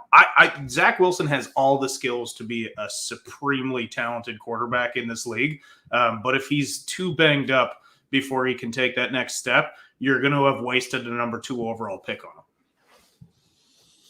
Yeah, I mean, it's our worry about Jack Hughes in hockey, the same kind of worry. All right, let's move on from the Jets Eagles game. We move on to 1 p.m. Eastern. Indianapolis Colts 6-6, 3-2 on the road at Houston Texans. 2-9, 1-4 at home. We're at Energy Stadium in Houston, Texas. First, let's take a look at the market. We have Indianapolis opening up as 7.5-point favorites. That moved quickly. Now we have 9s and 9.5s. This total opened up at 46. Now there's 46s and 45.5s. When we go to the cash flow in this spot, we have 3,782 tickets in. 92% of the tickets, 93% of the cash on the Colts. 74% of tickets on the over. And there is Twate Latte in the house. Says Colts team total over 27.5. Twatty, I miss you, buddy. Colts come in off a tough 38-31 home loss to the Buccaneers. They turned the ball over 5 times. That was the difference. They're easily the best 6-6 team in the league. And again, I already mentioned this once, but for me, this is a big thing. They're a half game up on the Atlanta Falcons. And that's just nuts. Carson Wentz was 27-44 for 306 yards, 3 touchdowns, 2 interceptions. Ran 3 times for 21 yards, lost a fumble. Jack Doyle caught 6 passes for 81 yards and a touchdown. Ashton Doolin caught a 62-yard touchdown for his lone catch. T.Y. Hilton caught 4 passes for 28 yards and a touchdown. Jonathan Taylor had 16 carries for 83 yards, caught 4 passes for 14 yards, finished 3 yards short of the NFL record-breaking 9th straight game with 100 or more yards from scrimmage and a rushing TD. Did not get there. The defense couldn't get enough pressure on Brady. 2 sacks, 3 quarterback hits. Darius Leonard had 15 tackles. Isaiah Rodgers had an interception. Also returned the kickoff with 20 seconds left, 71 yards, which was just wildly exciting. Frank Reich said on Monday that Buckner is pretty banged up. But other than that, they came out pretty healthy. So keep an eye on DeForest Buckner as he's a big piece of that defense. Texans coming off an ugly 21-14 loss at home to the Jets. Tyrod Taylor, 17-26 for 158 yards, 2 touchdowns, 1 interception. He also ran twice for 30 yards. Brandon Cook led receivers with 3 catches for 45 yards and a touchdown. David Johnson ran 10 times for 39 yards. They got 4 sacks, 4 quarterback hits. Javier Thomas had a pick. They also played without Justin Reed, which was, we found out just before game time, safety Justin Reed, a violation of team rules. Offensive lineman Justin McCray left in the third quarter. He's in concussion protocol. And DeMarcus Walker, their defensive tackle, left in the fourth quarter with a hamstring injury. So he's questionable. Terrence Brooks is questionable. Davian Davis, the wide receiver, was inactive last week, is questionable this week. So they've already lost Jordan Jenkins. He's on the injured reserve. And we're still waiting on whether Justin Britt will come back, be designated to return. So here we go. Bebsie, huge road favorite in the Colts. Take it away. Look, I think it's a lot of points, but I still lean Colts here. Now, Houston is a very different team with Tyrod Taylor at the helm. Look, I've said this his whole career. The guy's never gotten a fair shake. He's had bad luck everywhere, from drafting a quarterback to take his job to bad teams in Buffalo to getting a punctured lung from a pregame injection. The guy's had a shit ride as an NFL footballer, and he's a solid quarterback, and I believe the Texans believe in him. Now, Indy's coming off a game where they should have won. They really should have won, and I blame, honestly, more than anything, I blame Frank Reich. You have, right now, the best running back in the NFL in Jonathan Taylor. He is an absolute machine, and they barely let him run the ball. He had, at the end of the game, he had 56 yards on one drive, which surpassed what he had in the game to that point. And they couldn't stop him. And yet Frank Reich wasn't giving him the ball. And especially in the second half when it should have just been the John Taylor show. So I have serious questions about Frank Reich because, listen, this Indianapolis Colts team is way better than 6-6. They're just not doing it right now. And so I have apprehensions about betting them. They don't seem into it. They don't seem motivated. They don't seem like they want to win. And that's on the coach. That is on Frank Reich solely. It's bad play calling and bad motivation, because at the end of that game, when the chips were down, I saw a hurt DeForest Buckner making plays. And I saw the rest of that defense getting run over. Even Leonard, who's an absolute stud, one of the best linebackers in the game, was meh in that game, in an important game. And so I don't have enough confidence to back the Colts here, especially with such a big spread. Playing a Houston Texans team that they're better with Tyrod. Do you have interest in this Colts team total over 27.5? That, I think, is your best look in this play. And I do have interest in that. I'm not sure who brought that up. I did see it. Oh, Twatty just wrote that there as well. Said Frank Wright is so bad, but he's a sneaky good offense. Forget the points, take team total over. Yeah, somebody else wrote it too. Maybe it's Twatty's just doubling down here, but somebody else in the chat said Dennis Garcia. Yeah, I said Indiana minus 8, Indianapolis minus 8 over 46. Colts money line and over parlay.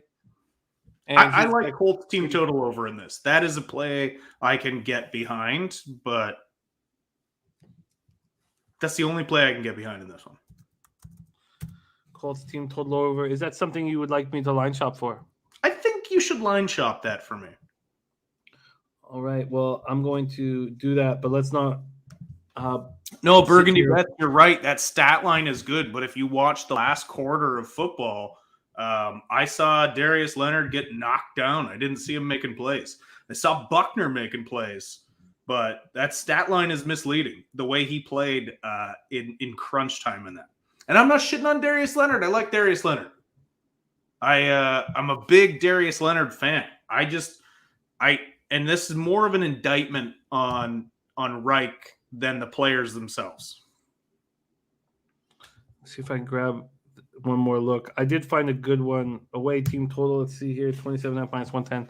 Okay. Twatty, you're a good man. I miss hanging out with you. Pride of Pittsburgh, Pennsylvania. Mr. New to Town, a.k.a. Twate Latte. Thank you for the dono, my guy. Okay. Colts team total over 27.5. It's at minus 110 at FanDuel. It's at minus 109 at Pinnacle. And, of course, it's at minus 120 at Bet365. Those thieving skunts. Team total over 27.5 minus 109 for Bebsie. Is that official? That's official. Ooh, Madcapper throwing a Texans money line down.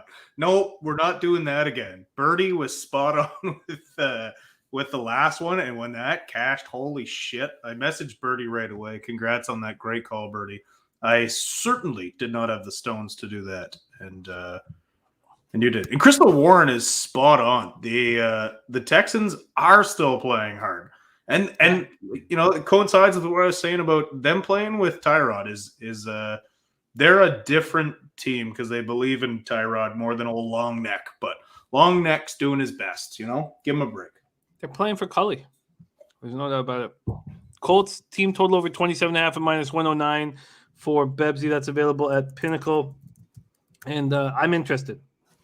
I'm very, very, very interested. All right, let's move on. We keep rolling. Next up for us, we move into afternoon action, 4:05 p.m. Eastern. Washington football team, 4-6, 2-3 on the road at Las Vegas. Raiders, 6-5, 3-3 at home. Nice to have Ron Crawford rolling with us. We're at Allegiant Stadium in Las Vegas, Nevada. Let's move over to the market here. Washington, Vegas. Vegas opening up as 2.5-point favorites. That's where it stands right now. There's just been a 2-cent move towards them in Pinnacle. This total opened up at 48.5. Now we see 49.5s and 50s. Move over to the cash in this spot. We have just 1,122 tickets in. Quiet on the Western Front. 82% of tickets on Vegas. 97% of the cash on Vegas. Wow. 76% of the tickets on the under, 73% of cash on the under. Washington comes in off a short week after a big 17-15 win at home over the Seahawks on Monday night. I have a note here that I need to actually go to the injury report for this one. All right, there we go. Tyler Heineke, 27-35, 223 yards, 1 touchdown, 1 pick. Scary Terry caught 4 passes for 51 yards. DeAndre Carter caught 4 for 42 yards. Logan Thomas returned from injury. He had 3 catches for 31 yards. Antonio Gibson was a monster. 29 carries, 111 yards, caught 7 passes for 35 yards. Washington outrushed Seattle 152-34. Held the ball for 41 minutes and 40 seconds. They put pressure on Wilson all night. So Seattle had the ball for 18 minutes and 20 seconds. In those 18 minutes and 20 seconds, Wilson was sacked twice and hit 10 times. So Wes Schweitzer left in the second quarter with an ankle injury. And that meant that Keith Ismail came in. He's their 4th stringer. And no update on Schweitzer right now. But Sam Cosmi is not coming back. So he's going to miss the remainder of the season. He's done for the year. That's not good. So Tyler Larson, their center, is questionable. He was inactive. Ricky Seals-Jones, tight end, was inactive. And Joyce Lai has been placed on injured reserve. And Curtis Samuel made his first catch since week 4. So this groin injury he's had for months. Looks like he's going to be back. And then Logan Thomas, as I said, came back after missing 6 games with a hamstring injury. Raiders coming off extra rest and prep after their wild 36-33 win on Thanksgiving. Raiders put up a season-high 509 yards. Derek Carr was 24-39 for 373 yards and a touchdown. Hunter Renfrow was a monster. Career-high 8 catches for 134 yards. Deshaun Jackson looked very good. And Jose Bouquet called that Deshaun Jackson touchdown. It didn't take long for him to get it. He caught 3 passes for 102 yards. Josh Jacobs looked like his old self for the first time since the very beginning of the year. 22 carries, 87 yards, and a touchdown. Also caught 2 passes for 25 yards. They had just 2 third-down conversions in the previous 2 games. Then they were 3 for 13 in this one. They did get 4 third-down conversions by defensive interference penalties by Anthony Brown. But they couldn't get very much pressure again. 1 sack, 5 quarterback hits. Daniel Carlson hit 5 field goals. Darren Waller was ruled out after leaving the game twice. He's doubtful. He's being called week to week, and it's the knee injury, not the back injury that's bothered him. Carl Nassib, injured knee, didn't return. He's doubtful. He's also week to week. So Carl Nassib, week to week. Darren Waller, week to week. Cornerback Brandon Faxon is ruled out with a concussion. He's in protocol, so he still could play. Nicholas Morrow was put on IR with an ankle injury. And Kwiatkowski and Keyshawn Nixon, linebacker and cornerback, respectively, were both inactive and are listed as questionable this week. Here we go. Washington, Las Vegas. Do you trust the Raiders with these injuries and believe in what we saw on Thanksgiving Thursday? Bebsie, take it away. Well, buckle up, baby, because I do trust the Raiders. And it's hard because I'm flip-flopping as to whether, okay, is this Vegas coming back from all the turmoil that they had between obviously the horrendous story of Ruggs, the super gross John Gruden shit, the Arnett stuff that was just the icing on the shit cake that has been the Raiders season. What I do like about them here is they're a better football team, and they're at home, and Washington played Monday night. So Washington's got to travel after playing Monday night, after beating a Seattle team that, listen, I've said this for 2 years now. Pete Carroll's lost. He's lost it. The game has passed him by. I'm not saying he's full senile yet, but I'm saying he's lost it. He can't. Their offensive game plan is throw the ball up deep to your 2 big receivers, your 1 giant receiver, your 1 fast receiver. And Washington was just able to shut that down. But look, this Washington football team is not good. They are getting some players back. Logan Thomas being back is huge. Curtis Samuel being back is – I'll wait till I see him make an impact in this offense before I say that's big. Vitalis, that's exactly what they're doing. They hope for a PI, which is why they'll match up against San Francisco well, but we'll get to that. But I don't know. I don't have a ton of faith in Washington. I don't have a ton of faith in the Raiders, but a better football team at home. And we've talked about this in the chat earlier this year, but the NFL wants Vegas to win in Vegas. So 2.5, not that bad. Not that bad.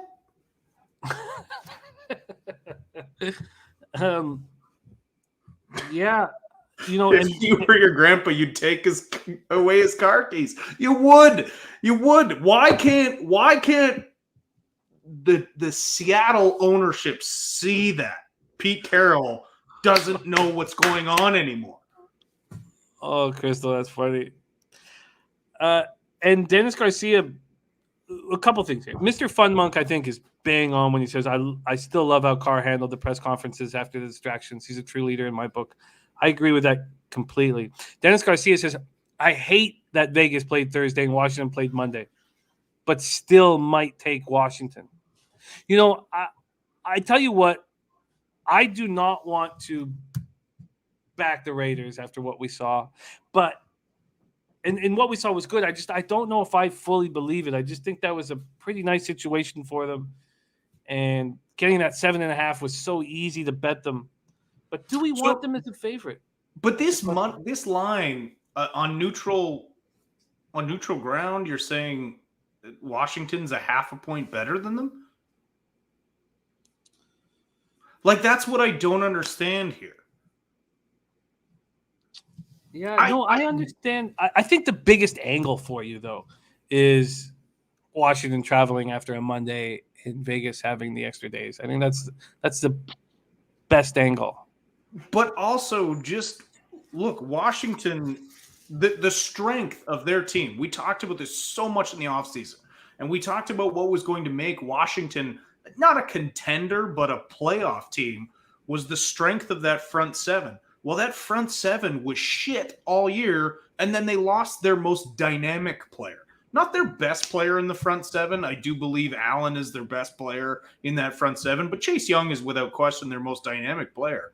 So they're not going to be able to get a ton of pressure. And it sucks that Waller's out, but listen, they still have talent in that receiving group. They still have Foster Moreau. And yes, Nutflush Allen, Crosby's going to be all over Taylor Heineke. Let's just make sure that this is – I think this is all real lines and nothing stale, but I'm just going to double check one last time. And if this is good to go, then we are good to go. And yes, Raiders, Viper. Waller's backup is Foster Moreau, former LSU stud. And Foster Moreau can play football. He's not Darren Waller, but he's a good tight end. -2.5 at -107. Available at Pinnacle is the best line I can get you. Do you want to make that official, Bebsie? I'm going to make that official. In spite of even Madcapper yelling, no, Bebsie. We'll revisit this Madcapper next week, and I'll see if we're right. You're right. This is interesting. I always find it Vipers on the Raiders too, but 2.5 as well. But I always love when Dennis Garcia and Birdie are heads up against each other. It always adds just an extra element of excitement for me when I follow along. I get it. I completely get it. But I am going to sit and stare. Let's just take one last look again where the cash is on this one. 82% of the tickets, 97% of the cash on the Raiders. If the Raiders are able to move forward this year and finish off strong, you can say all you want about Bisaccia, but it's Carr. They're Carr keeping them focused and keeping them through this. I will become an enormous fan of him if he can keep all this together. Twatty Latte saying, hey, Ron, hope you're feeling better. He is. Ron Crawford had surgery last week, and we need him. We need him healthy. We need him eating vegetables and getting his rest, because we need his capping with us. So he's in business here. Okay, let's keep rolling now. Next up for us, 4:05 p.m. Eastern, Jacksonville Jaguars 2-9, 0-4 on the road at Los Angeles Rams 7-4, 3-2 home. We're at SoFi Stadium in Inglewood, California. The Rams open up as 13-point favorites. There's been a 5-cent move towards the Jags. This total is at 48. There's been a 4-cent move, or actually a 6-cent move to the under. 6-cent move to the under here. Take a look at where the cash lies in this spot. We have 2,559 tickets in. 8% of the tickets are on Jacksonville and 22% of the cash.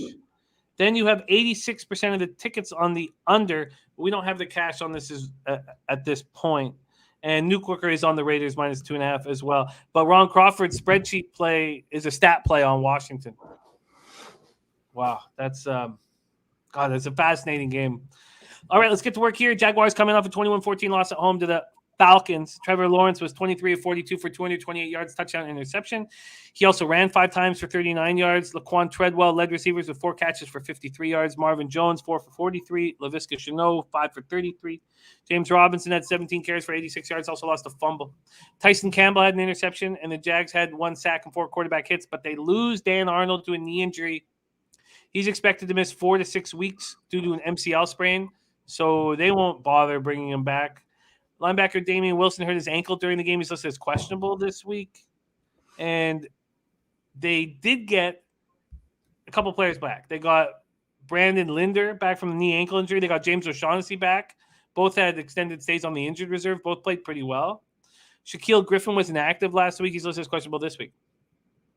The Rams come in. Let me get this queued up here. Sorry. The Rams come in off their 3rd consecutive loss, 36-28 at Green Bay.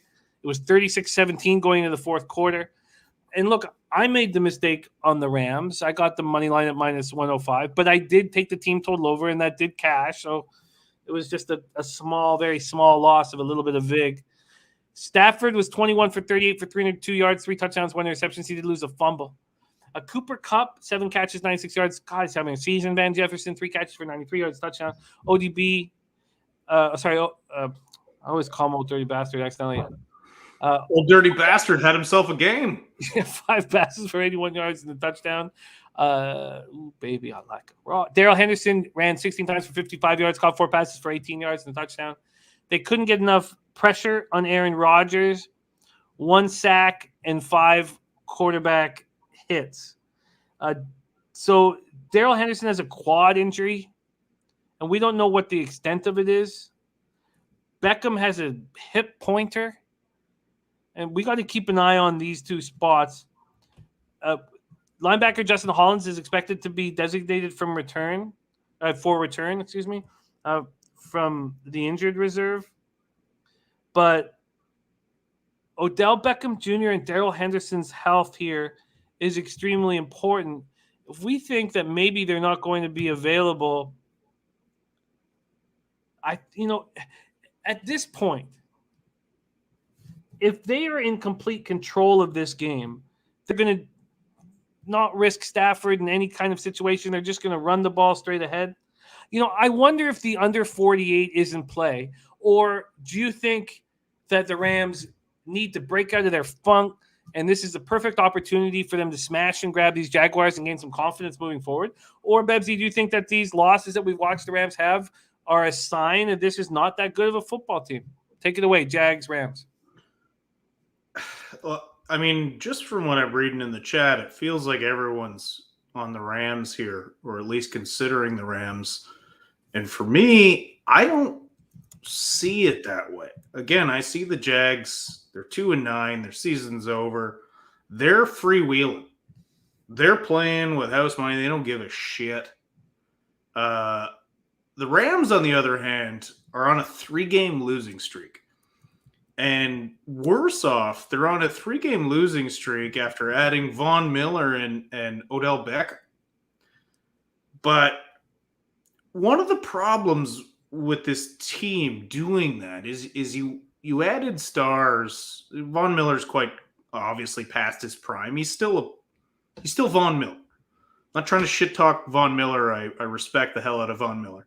OBJ, how many years has it been since he's been a real factor on the field? I know we talk about him, and he's still more than capable of making these splash plays. But there's something to be said about a team that was 7-1 and 0-3 since adding these stars. And I wonder if it's, you remember when the Eagles had the dream team years ago and they never meshed? Well, this is a Los Angeles team that prior to this season starting, the trade that brought Stafford in there, was an all or nothing trade. It was we're doing this now. We have to do this now. You emptied the cupboard for your draft picks, and then they somehow managed to wheel Von Miller, and then obviously getting OBJ signing as a free agent. But now it feels like the pressure of having this team has mounted on the Rams, and they're top heavy. They are a top heavy football team. They're supreme talent up top, and then a lot of holes in this team. And with losing Akers preseason and relying on Henderson's not bad, but we're talking about him like he's a huge factor in this game, and that's not a good thing. So I would not bet the Rams in this one. It's too many points. I'd say Jacksonville or nothing here. I think the under's got to be the play. If we don't trust, I mean, so you don't think that this is a spot where, actually, why don't we go this? Do you trust this Jags defense? Against an ailing Matt Stafford, and Birdie called this out weeks ago. Matt Stafford is hurt. Matt Stafford is not playing like he was, to start this season. He was on an MVP torrid pace, and he has been from bad to awful in the last 3 weeks. So I don't trust the Rams offense. It's not a faith in the Jags defense. It's lack of faith in the Rams offense right now. Yes, they were able to put up points in Green Bay last week, but that was a shootout against a Green Bay team that's, I don't know if you've paid attention to that, but they're ailing on defense as well. I do believe the Rams win this game. I mean, you'd be crazy not to think the Rams win. I just don't think 13 points makes sense the way they're playing. I think they gut out a win here and get their shit together and get back on track. But I don't think they come in and just smash Jacksonville. Well, I'm interested in the under. I'm also sort of interested in the Jags team total under. At this point, it's at 16.5. They're not moving it over the 17.5. So the under one of the 16... things that's hurt the Rams like an insane amount is the fact that they don't call holding anymore. They very rarely call holding now. And Aaron Donald, who's probably the best player in the NFL and has been for 5-6 years in a row, they just hold him now. He still beats the hold sometime. But just if you want to see how bad it's gotten, throw on a Rams game and just watch Aaron Donald and watch how many times his jersey is grabbed and yanked. It's brutal. I hate the Rams, and I hate even more what's happening to Aaron Donald. Yes, VL, I'm always watching the chat. By the way, that 16.5 to the under for the team total for the Jags is plus 105. Under 16.5 at plus 105 at Bet365, giving you that plus line, trying to stay under that very important number at 17. Well, I'm interested in the under. I'm interested in the Jags team total under, and that's where I sit at this point. The Rams are sitting here at 7-4. They have 6 games left in the season. Do you trust this team to get one of the wild card spots, or do you think this free fall continues? No, I think they will hold off the dog, so to speak, and get a wild card spot. There's no chance they're catching Arizona, but I see them. I see them correcting things. I just don't see them. After 7 games, I was like, okay, Rams, Bills, Super Bowl. I don't believe that anymore. Oh. Because unless Stafford gets 100%, he's not getting the job done for them right now. I find this game I think we can make money on this game. I feel like it's a get-right spot for the Rams defense.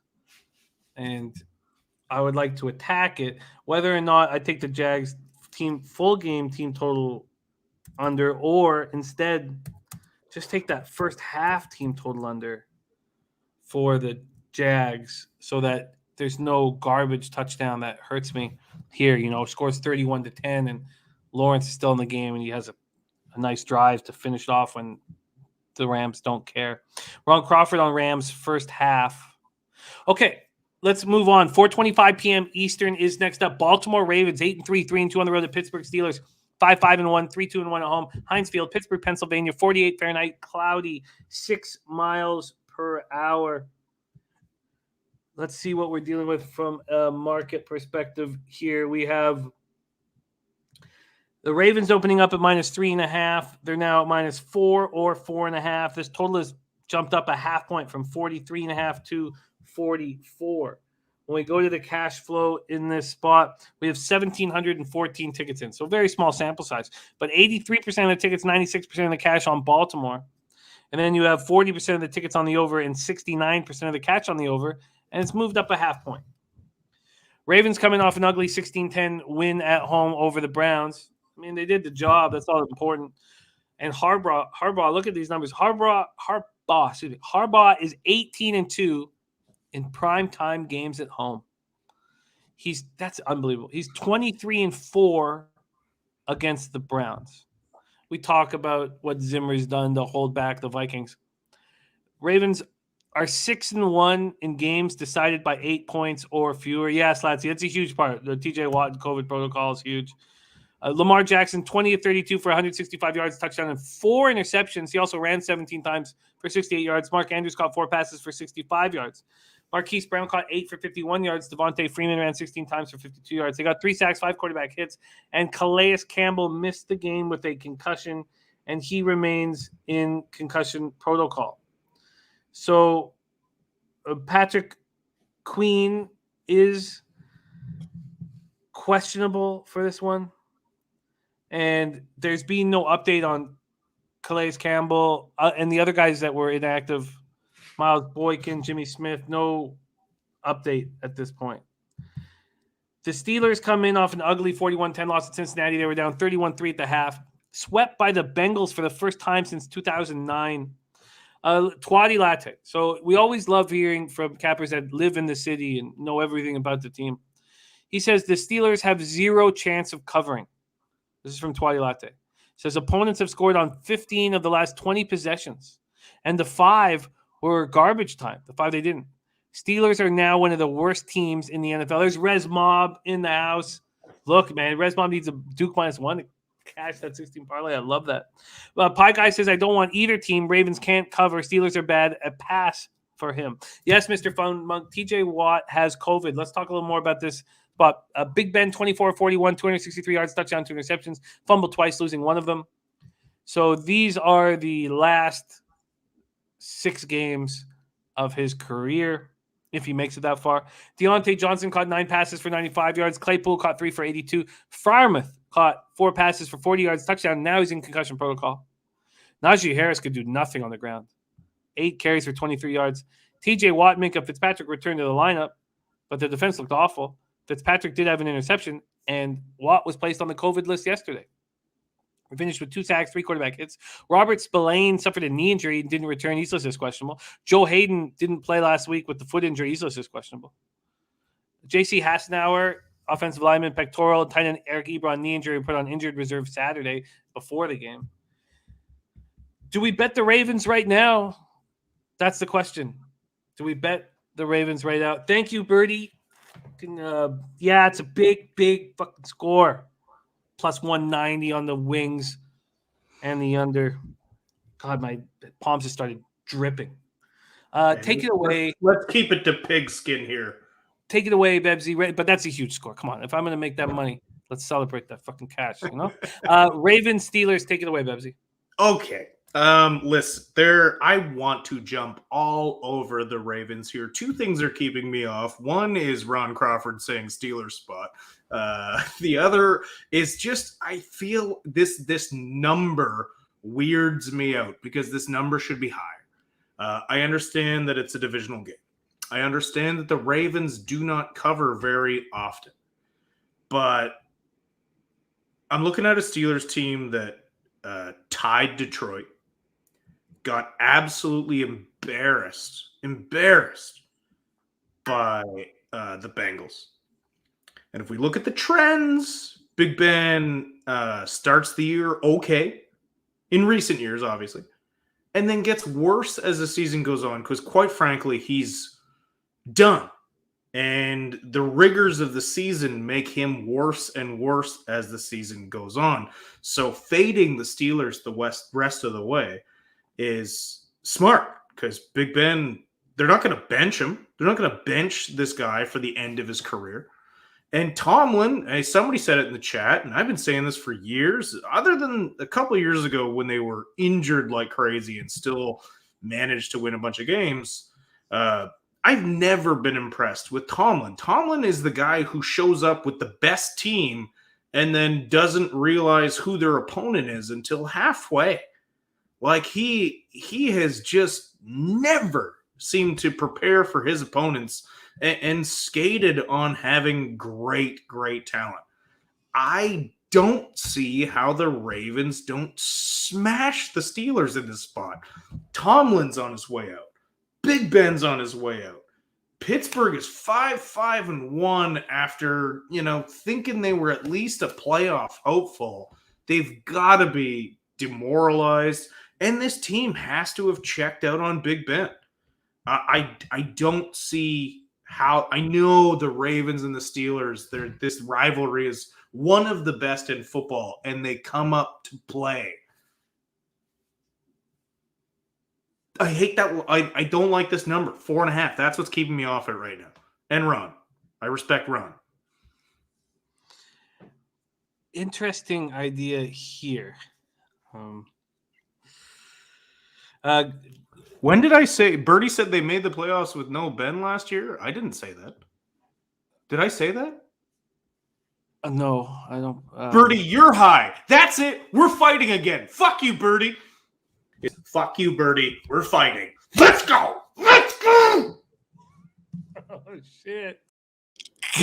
Okay. Cassone says, be careful. The Steelers know how to play the Ravens. And Birdie says, my take here, you let this line climb, and if Watt can play, take the Steelers. Says, I'm not betting this game. Tomlin is no joke, and he's being embarrassed not touching this game. Twatty sees a high-scoring game, 31-20. Okay, Max, thanks for letting me know. Thanks for letting me know, Max. All right. Mr. Funmonk says, this reminds me of Baltimore-Cleveland game last week. Says, I couldn't touch that game, nor will I touch this one. I'm hesitant to think that. Okay, so we saw a lot of people on the Steelers, a lot of cappers we respect on the Steelers in the game against the Bengals, and that just kept me off the game. But we've had such great success betting against what we saw last week. But now it's not about what we saw last week. It's happening last week. Like we saw the Ravens not play well last week, but the Steelers haven't played well in a while. It's not last week. The Steelers got pumped last week. Mm-hmm. But 3 weeks ago, they tied the fucking worst team in the NFL. Like it's not like the Steelers are just kind of bad.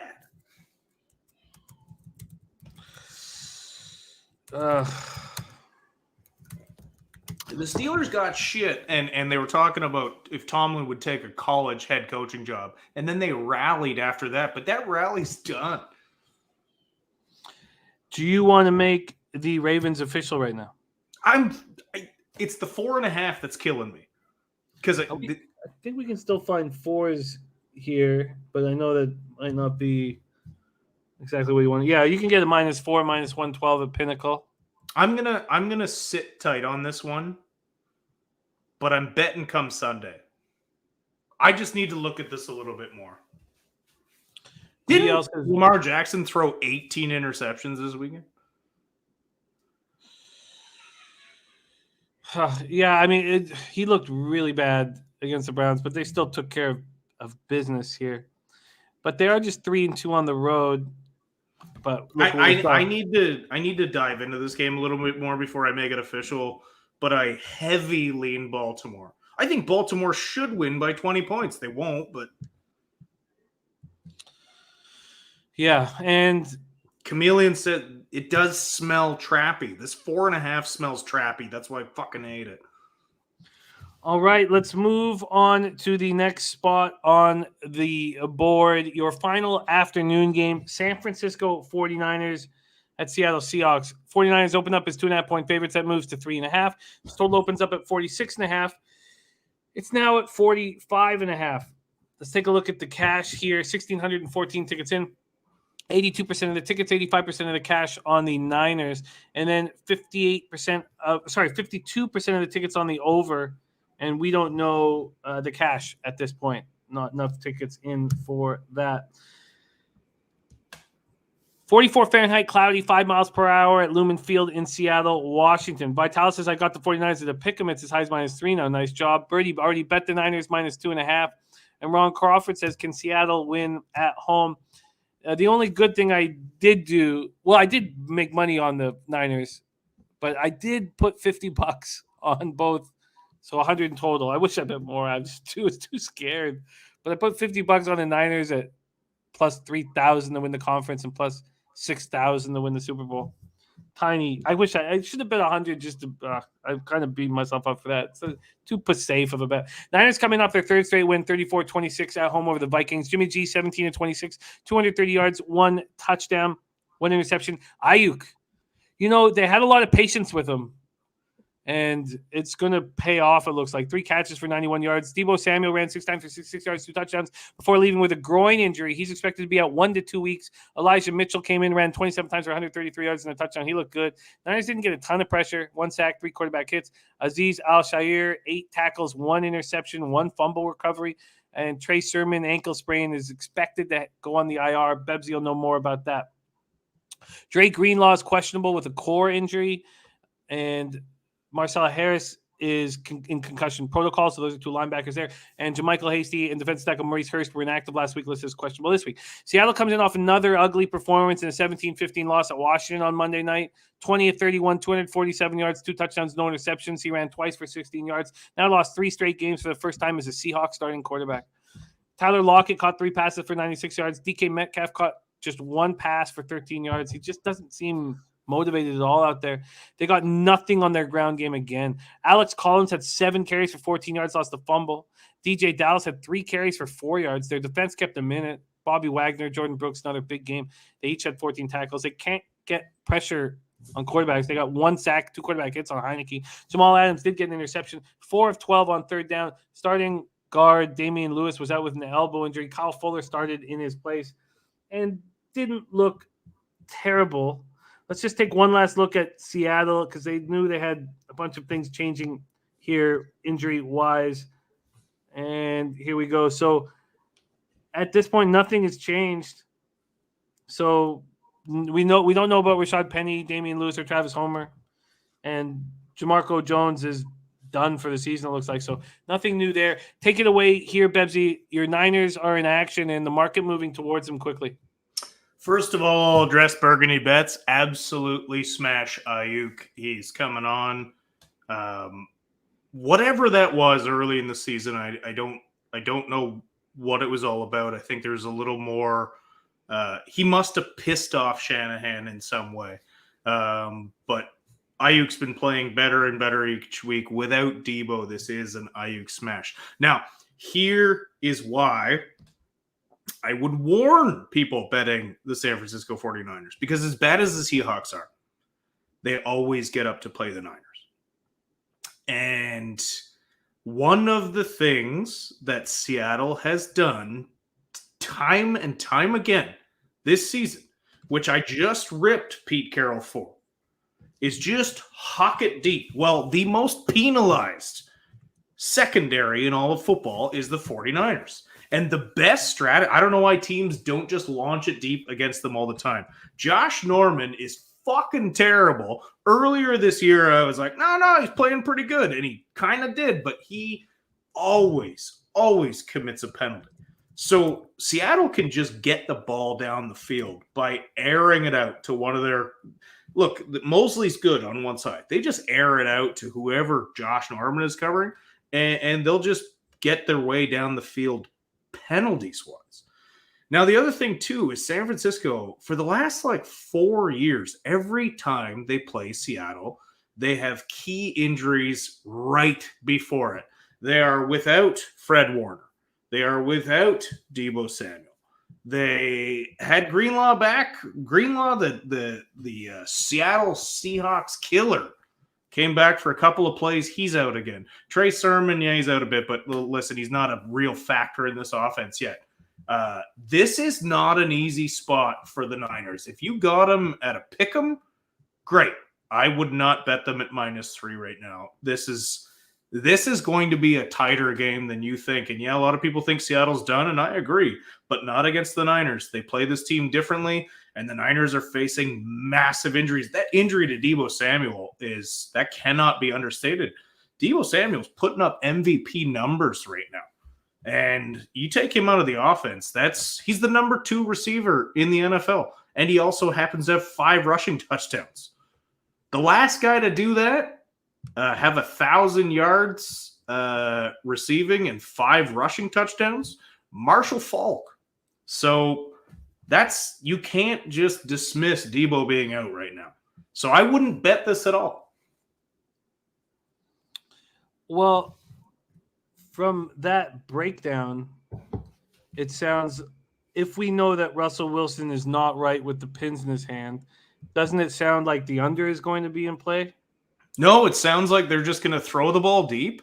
San Francisco will commit a pass interference, and they'll get the first down. Very, very, very interesting. Okay, that's going to need more time for me to sit with. So you're completely off this one? Completely off this one. And if I had to bet, I'd bet Seattle. And listen, I am a diehard Niners fan, and this game scares the shit out of me. So we should hope that this goes up and away and maybe move, because it looks like this is going to go to 4.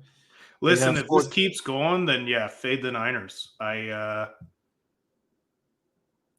I love it. I love the breakdown. And wow. Okay. Let's move on to the Sunday nighter. Denver Broncos, Kansas City Chiefs. Chiefs open up as 10-point favorites, and there's been no movement. Still plus 102. And I thought a lot about moving on the Broncos today and moving on the under, but the under had already been hammered. It was the Broncos that hadn't moved. This total opened up at 49.5. It's now at 47.5 or 47. When we go over to the cash flow here, we have 1,639 tickets in. 82. Oh, sorry, they don't have. That's not right. That's San Francisco's game. Why would they not have Kansas City up here? Oh, there it is. Sorry, it's 457, 458. 2,786 tickets in. 37% of the tickets are on the Chiefs. This is what held me off of making the move on it. Well, also, we know Andy Reid coming off the bye and all that shit. We'll talk about that. But 37% of the tickets on the Chiefs, 75% of cash is on the Chiefs. 44% of tickets are on the over. 66% of cash is on the over.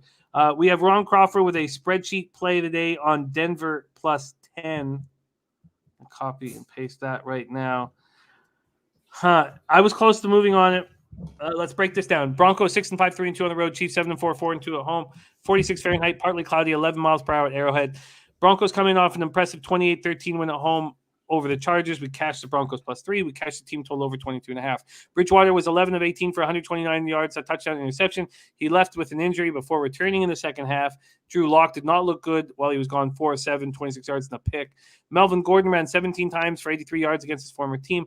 Javonte Williams looked very dangerous. 14 carries for 54 yards and a touchdown. Caught 3 passes for 57 yards. Unfortunately, that led the receivers. The defense looked excellent. 3 sacks, 10 quarterback hits, kept Herbert off balance all game. He was like blowing Fangio after the game just over and over again about how well they're coached and how they were so deceiving and how he couldn't figure things out. He was just going off about how good they looked. Patrick Surtain was the biggest difference in the game. 2 interceptions, 1 he returned for 70 yards for a score. He had a top speed of 22.07 miles per hour on his pick six. That's the fastest by a defensive back with the ball in his hands in the last 5 years. Bradley Chubb returned from his ankle surgery. That's the first time he's been in the lineup since week 2. But they lost left tackle Calvin Anderson to a knee injury. They lost Dalton Risner to a back injury.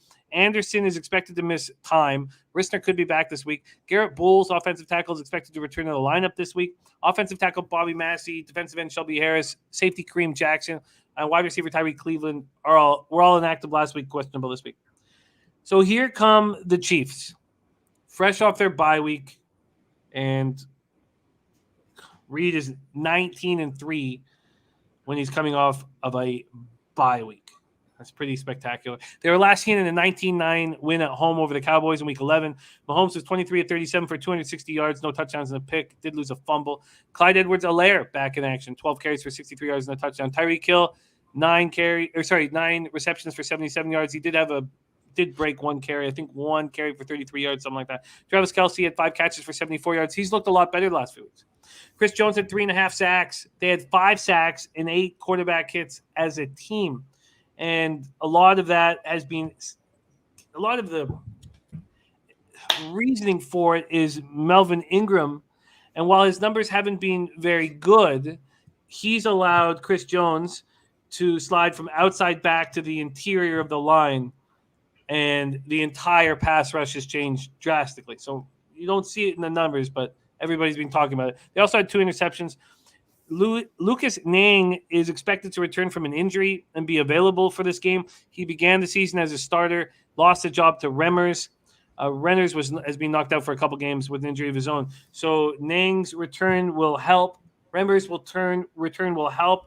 And they could get Kyle Long, too. He came out of the year-long retirement thinking he was going to earn a starting job with the Chiefs. He broke his leg in training camp and wasn't designated to return from injured reserve until earlier this month. He's expected to be in the lineup this week. So they're just getting stronger. Tyrann Mathieu played through a knee injury. He's expected to be closer to 100%. Josh Gordon, they've been talking high. I know he only has 2 catches for 18 yards this year, but getting more comfortable in the system.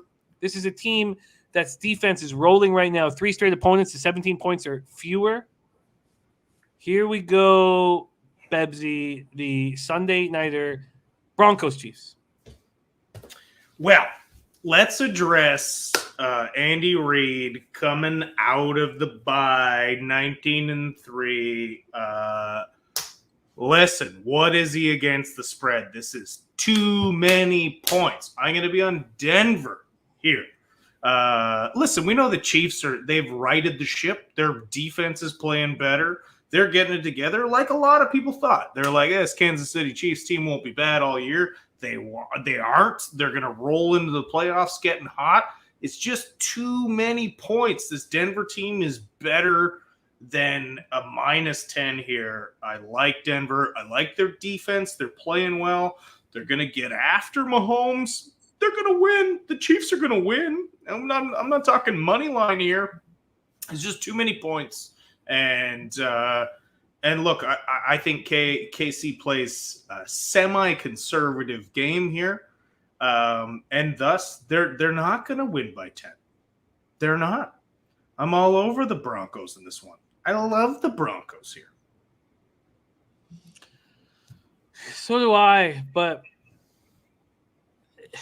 it wasn't moving. You think the Broncos are going to get blown out? No, but do you trust Bridgewater to be healthy throughout this game? And what happens if Drew Lock is in there? Do you trust this Broncos offense to be able to put up 17 to 20 points? Yeah, I do. I like a healthy Judy, Cortland Sutton, Javonte. I like their weapons. As long as Teddy could look, if Teddy goes out, yeah, your bet might be fucked. But in Teddy, we trust. Well, I believe you can get a plus line still at Pinnacle. Let's check that out right now. And you can. Oh, no, sorry. That's plus 102 is on the Chiefs. Is that what it says there today?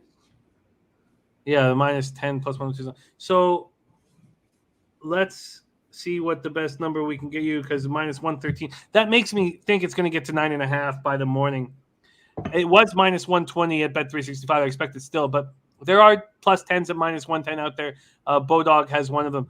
So let's start there. Plus 10 at minus 110 for Bebsie. And you don't want to touch the total at this point? No, I don't want to touch the total, but I will touch on it. If I had a free bet, I believe I would take the under. Again, I think this will be a conservative approach from KC. And yeah, both of these defenses are playing well right now. And that tells me over. Sorry, both defenses are playing well right now. That tells you. Sorry, that tells me under. I did say the right thing, then the wrong thing. No, I thought you. So, do you want to move on this total? No, I'm not going to move on the total. Okay. But I am moving on the plus 10. I think I am going to move on. Oh, God. I think I am going to move on both. Brady says, I've only bet the under at this point. No side play, but your hesitation is going to keep me off this side. Says, I think your instinct may be right. Okay, I'm going to need more time. And I love this show so much. It's, listening, taking time, not forcing things, and 5 straight winning weeks.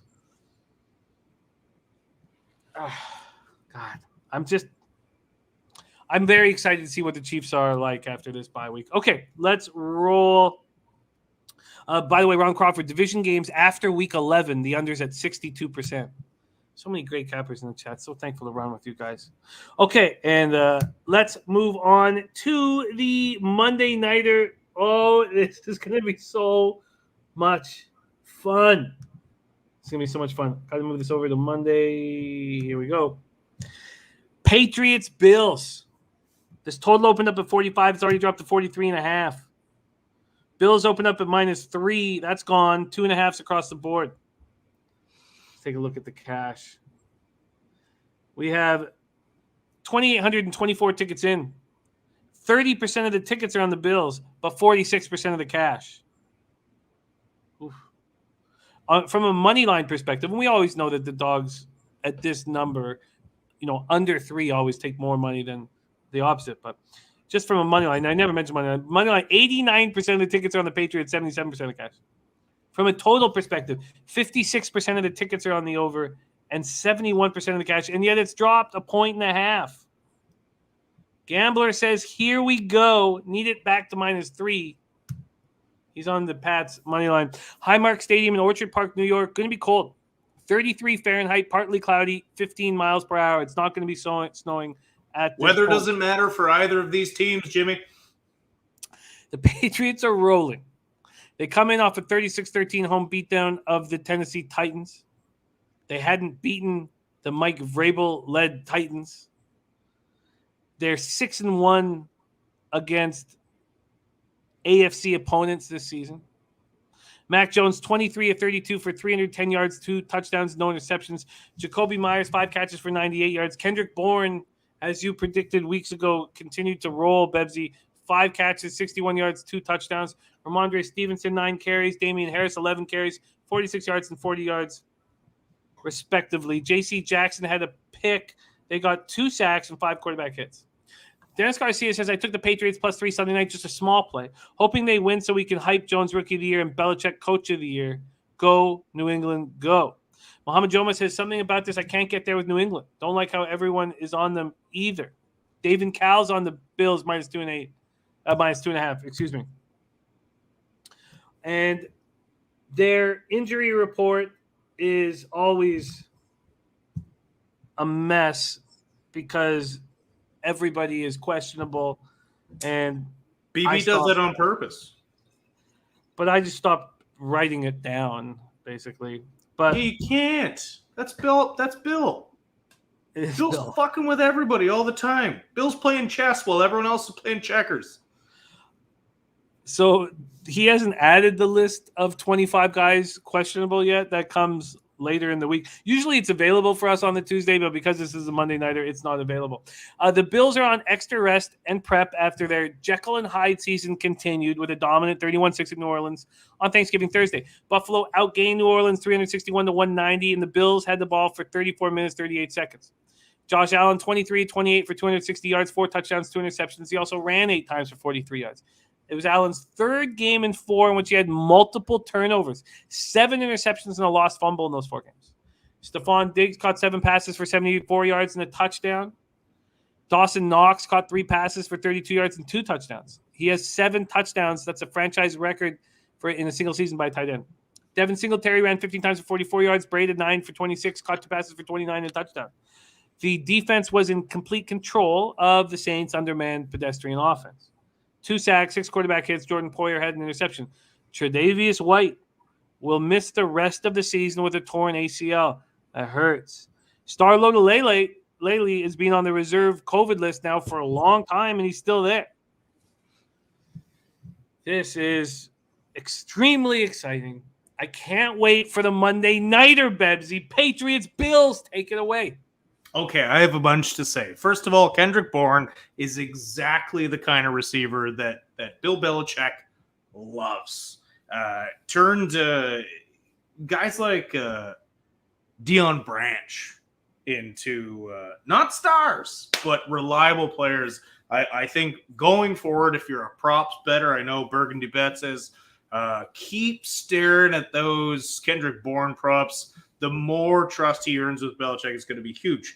Now, Mr. Funmonk, I said this to my buddy earlier today, almost verbatim.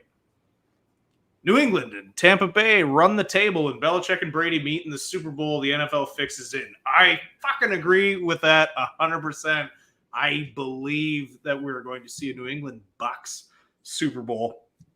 And if that doesn't tell you the NFL is fixed, nothing will.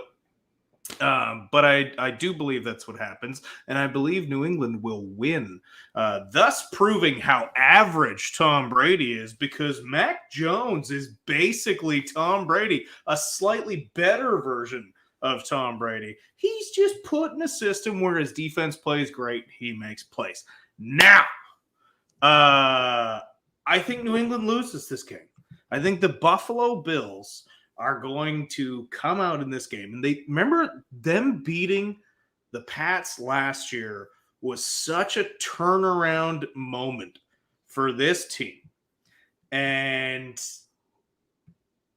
they finally just started kicking ass after they beat him. And it's like, you know, when a little brother gets beat up for years by a big brother, and then they both go through puberty, and then the little brother ends up being bigger than the big brother, and he just fucking unloads on him. I think that's what happens here. I think the Buffalo Bills will win this game. And yes, Slatsy, I don't know your wife, but she seems like a party. I will drink red wine with her anytime. If we're going to move and shake. And I don't normally drink red wine on this show, but I am feeling good. But yes, I do believe the Bills win this game. But man, Dennis Garcia, I think it was Dennis Garcia who's had New England to win the division early on. And that bet's going to cash for you, Dennis. However, I think this is a tough spot for New England. And I agree. Muhammad Joma is saying the Bills' problem is they have no fucking run game. And that's what will separate them in the playoffs. They can't run the ball. New England can. They will play stalwart defense. And quite frankly, they'll have their game manager, their new game manager. They used to have an old game manager named Tom Brady. Now they got a new one. Oh, Real Deal Prime's getting upset. Okay. All right. So do we want to lock in the 2.5 for the Buffalo Bills right now at -110? Oh, God, no. I'm not betting this game. I'm going to sit back and watch and have some fun. That's just what I think. I don't want to put money on it. Okay. Oh, man. All right. I believe Buffalo at home does great here. And I do believe they'll win the game. but I don't. It's so hard to bet against New England the way they're playing right now. They are literally playing the exact same style of football they did 20 years ago when Brady won his first championship. Like, it's just defense, defense, defense. Don't fuck up on offense. And that's what they're doing. And they're having no-name guys like Kendrick Bourne and Ramondre Stevenson carrying this offense right now. How big is the loss of Tre'Davious White? That is huge, but it's not like New England has the receiving core to truly exploit that. Other teams will. But again, New England's not about winning teams with overpowering offense. In fact, Bill Belichick's New England teams, when they had an unreal offense, that's when they were at their worst. That's when they went like 10 years without winning the Super Bowl. Because, quite frankly, Brady wasn't good enough to win without a top-shelf defense. It's all about the defense in New England, and it's all about being fine on offense.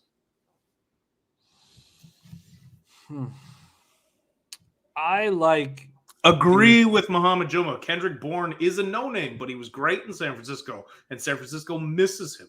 And I love him, but most people don't even know who the hell he is. Sharpie on Patriots money line. Nice to see Sharpie in the chat. Sharpie! Love that. I obviously have a problem here just because I want the Bills to beat the Patriots. So I can't let that get in the way of the capping, and I feel it seeping in. I also think that we saw an incredible buy low spot on the Chiefs a few weeks back, and now it's possible that we have a very good buy low spot on the Bills. But I comfortably took the Packers to win the division at a minus 150 juiced. Or sorry, the Packers, minus 150 juiced. But I wouldn't take the Bills at that same number. It's funny. I'm reading like what appear to be contradictory comments from the chat, but I agree wholeheartedly. Christopher Comatini, Matt Judon is probably the most underrated defensive player in the NFL right now. Absolutely stud. Absolute stud. J.C. Jackson, also a great player. It's just, man, Buffalo's still a good football team. And this is a team that, again, it's that little brother syndrome where they can finally fight the big brother. And maybe the big brother started juicing after he lost to little brother last year and might come back and kick the shit out of little brother. That's why I can't bet it. I want to bet it, but I can't. I think there's a lot of games. The way I look at it is just like, they're not seeing it right, and you are, and of course that gets us in all kinds of trouble. But this one is literally a game where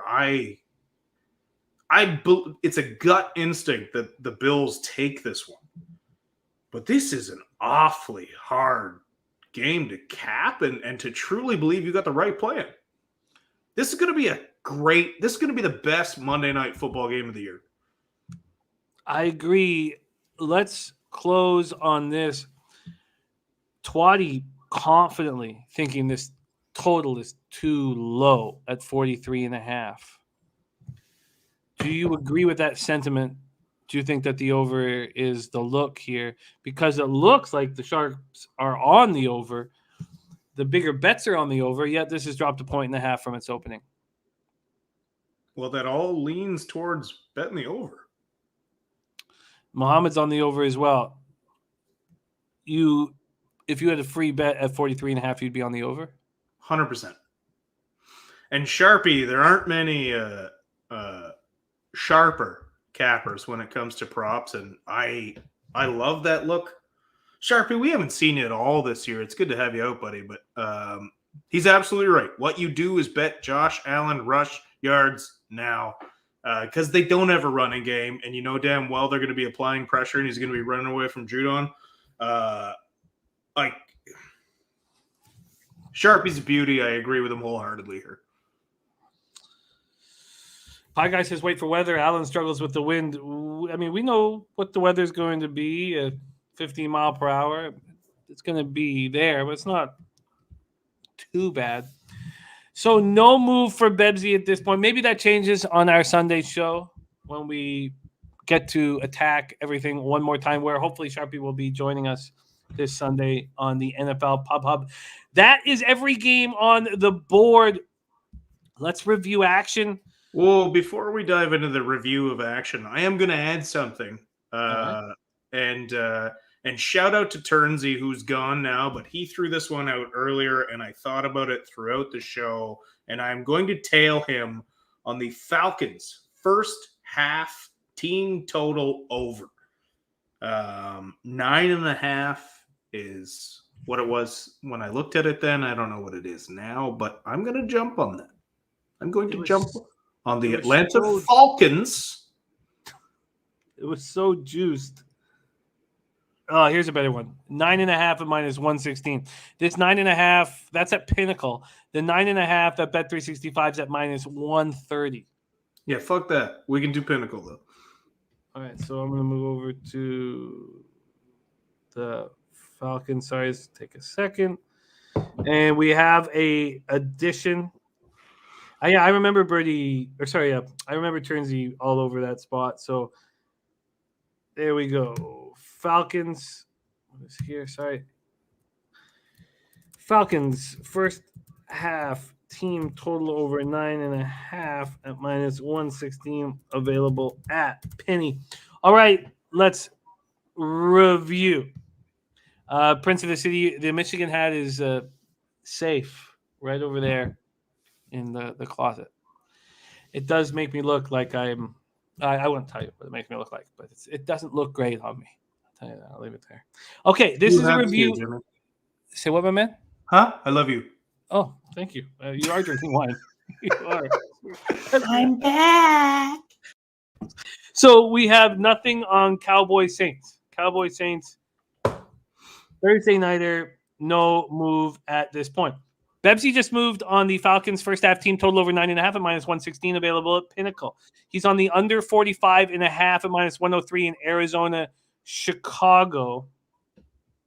Then we have, I'm already on the Bengals -3 at -115. Bebsie added his -3 at -113 on the show. He also took the over 51 at +101 at Pinnacle. There are 50.5s out there. I'm not going to do that, even though I like it. I'm going to add the Bengals team total over. That's what I'm going to add. I'm going to the Chargers. Another week on the road. I think I just want to focus on, and I guess I could understand everybody on mix and props. I'm curious to see what that number is going to be. But the Chargers' run defense is atrocious, and now they're going up against a monster. Vikings Lions, no move at this point, but I understand why Clint thinks that they're going to, or like Crystal said, like the drunken stepfather taking out their anger.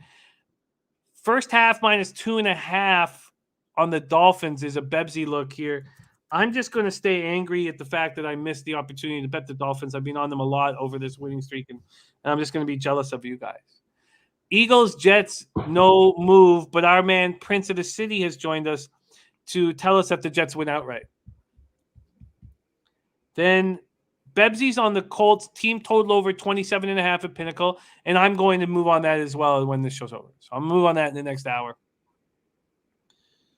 Next up is Bebsie is on the Raiders -2.5 and -107. And that game is fascinating. I'm just going to need to stare at it for a few more hours. Then I am going to move on the under in the Jags Rams, and I think I'm going to move on the Jags first half team total under.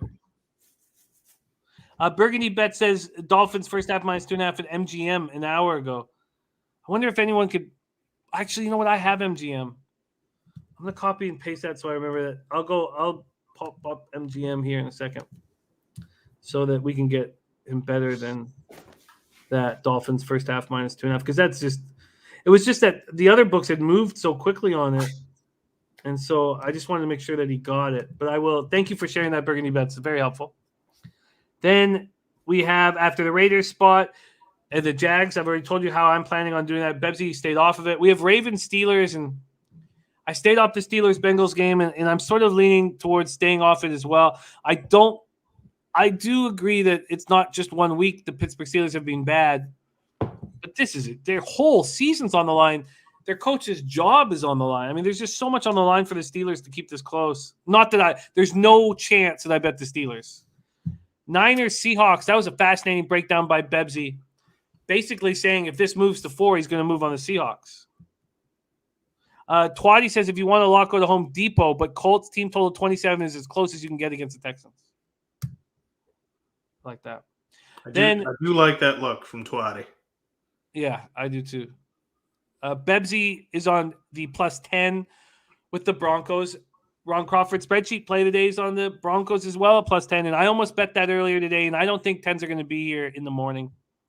But in saying that, the bigger bets have been placed on the Chiefs, who are coming off of a bye and becoming a very formidable opposition and healing. And their defense looks so strong, and their offensive line is going to have all these reinforcements. Then Patriots Bills, another fascinating breakdown by Bebsie, but no action here. And I'm very interested in the game, and I'm going to stare at it for a little longer. There you go. That is our show. Thank you guys in the chat. We have no show without your insights, your humor. You guys inspire us daily. Ron Crawford, Prince of the City, Muhammad Joma. It's great having Muhammad Joma back in action with us. And Drink in Hand, a bunch of guys that I haven't seen in a while rolling with us. I love that. Dennis Garcia says Pittsburgh doesn't fire coaches. He's right about that. Twate Latte back in action with us. Mr. Fung Monk, the Chameleon, Damien Santori. Sharpie rolling with us says take the mix and attempts. Interesting. Not the yards, but the attempts.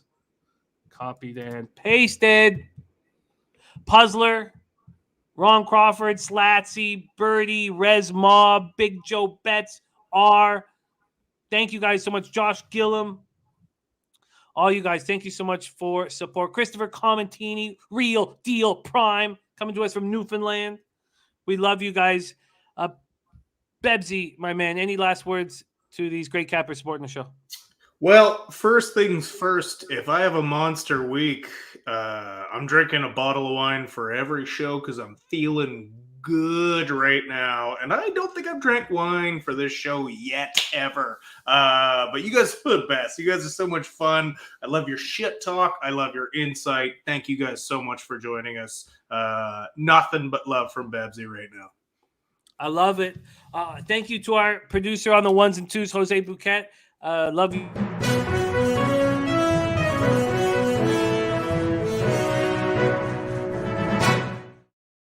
Oh, no.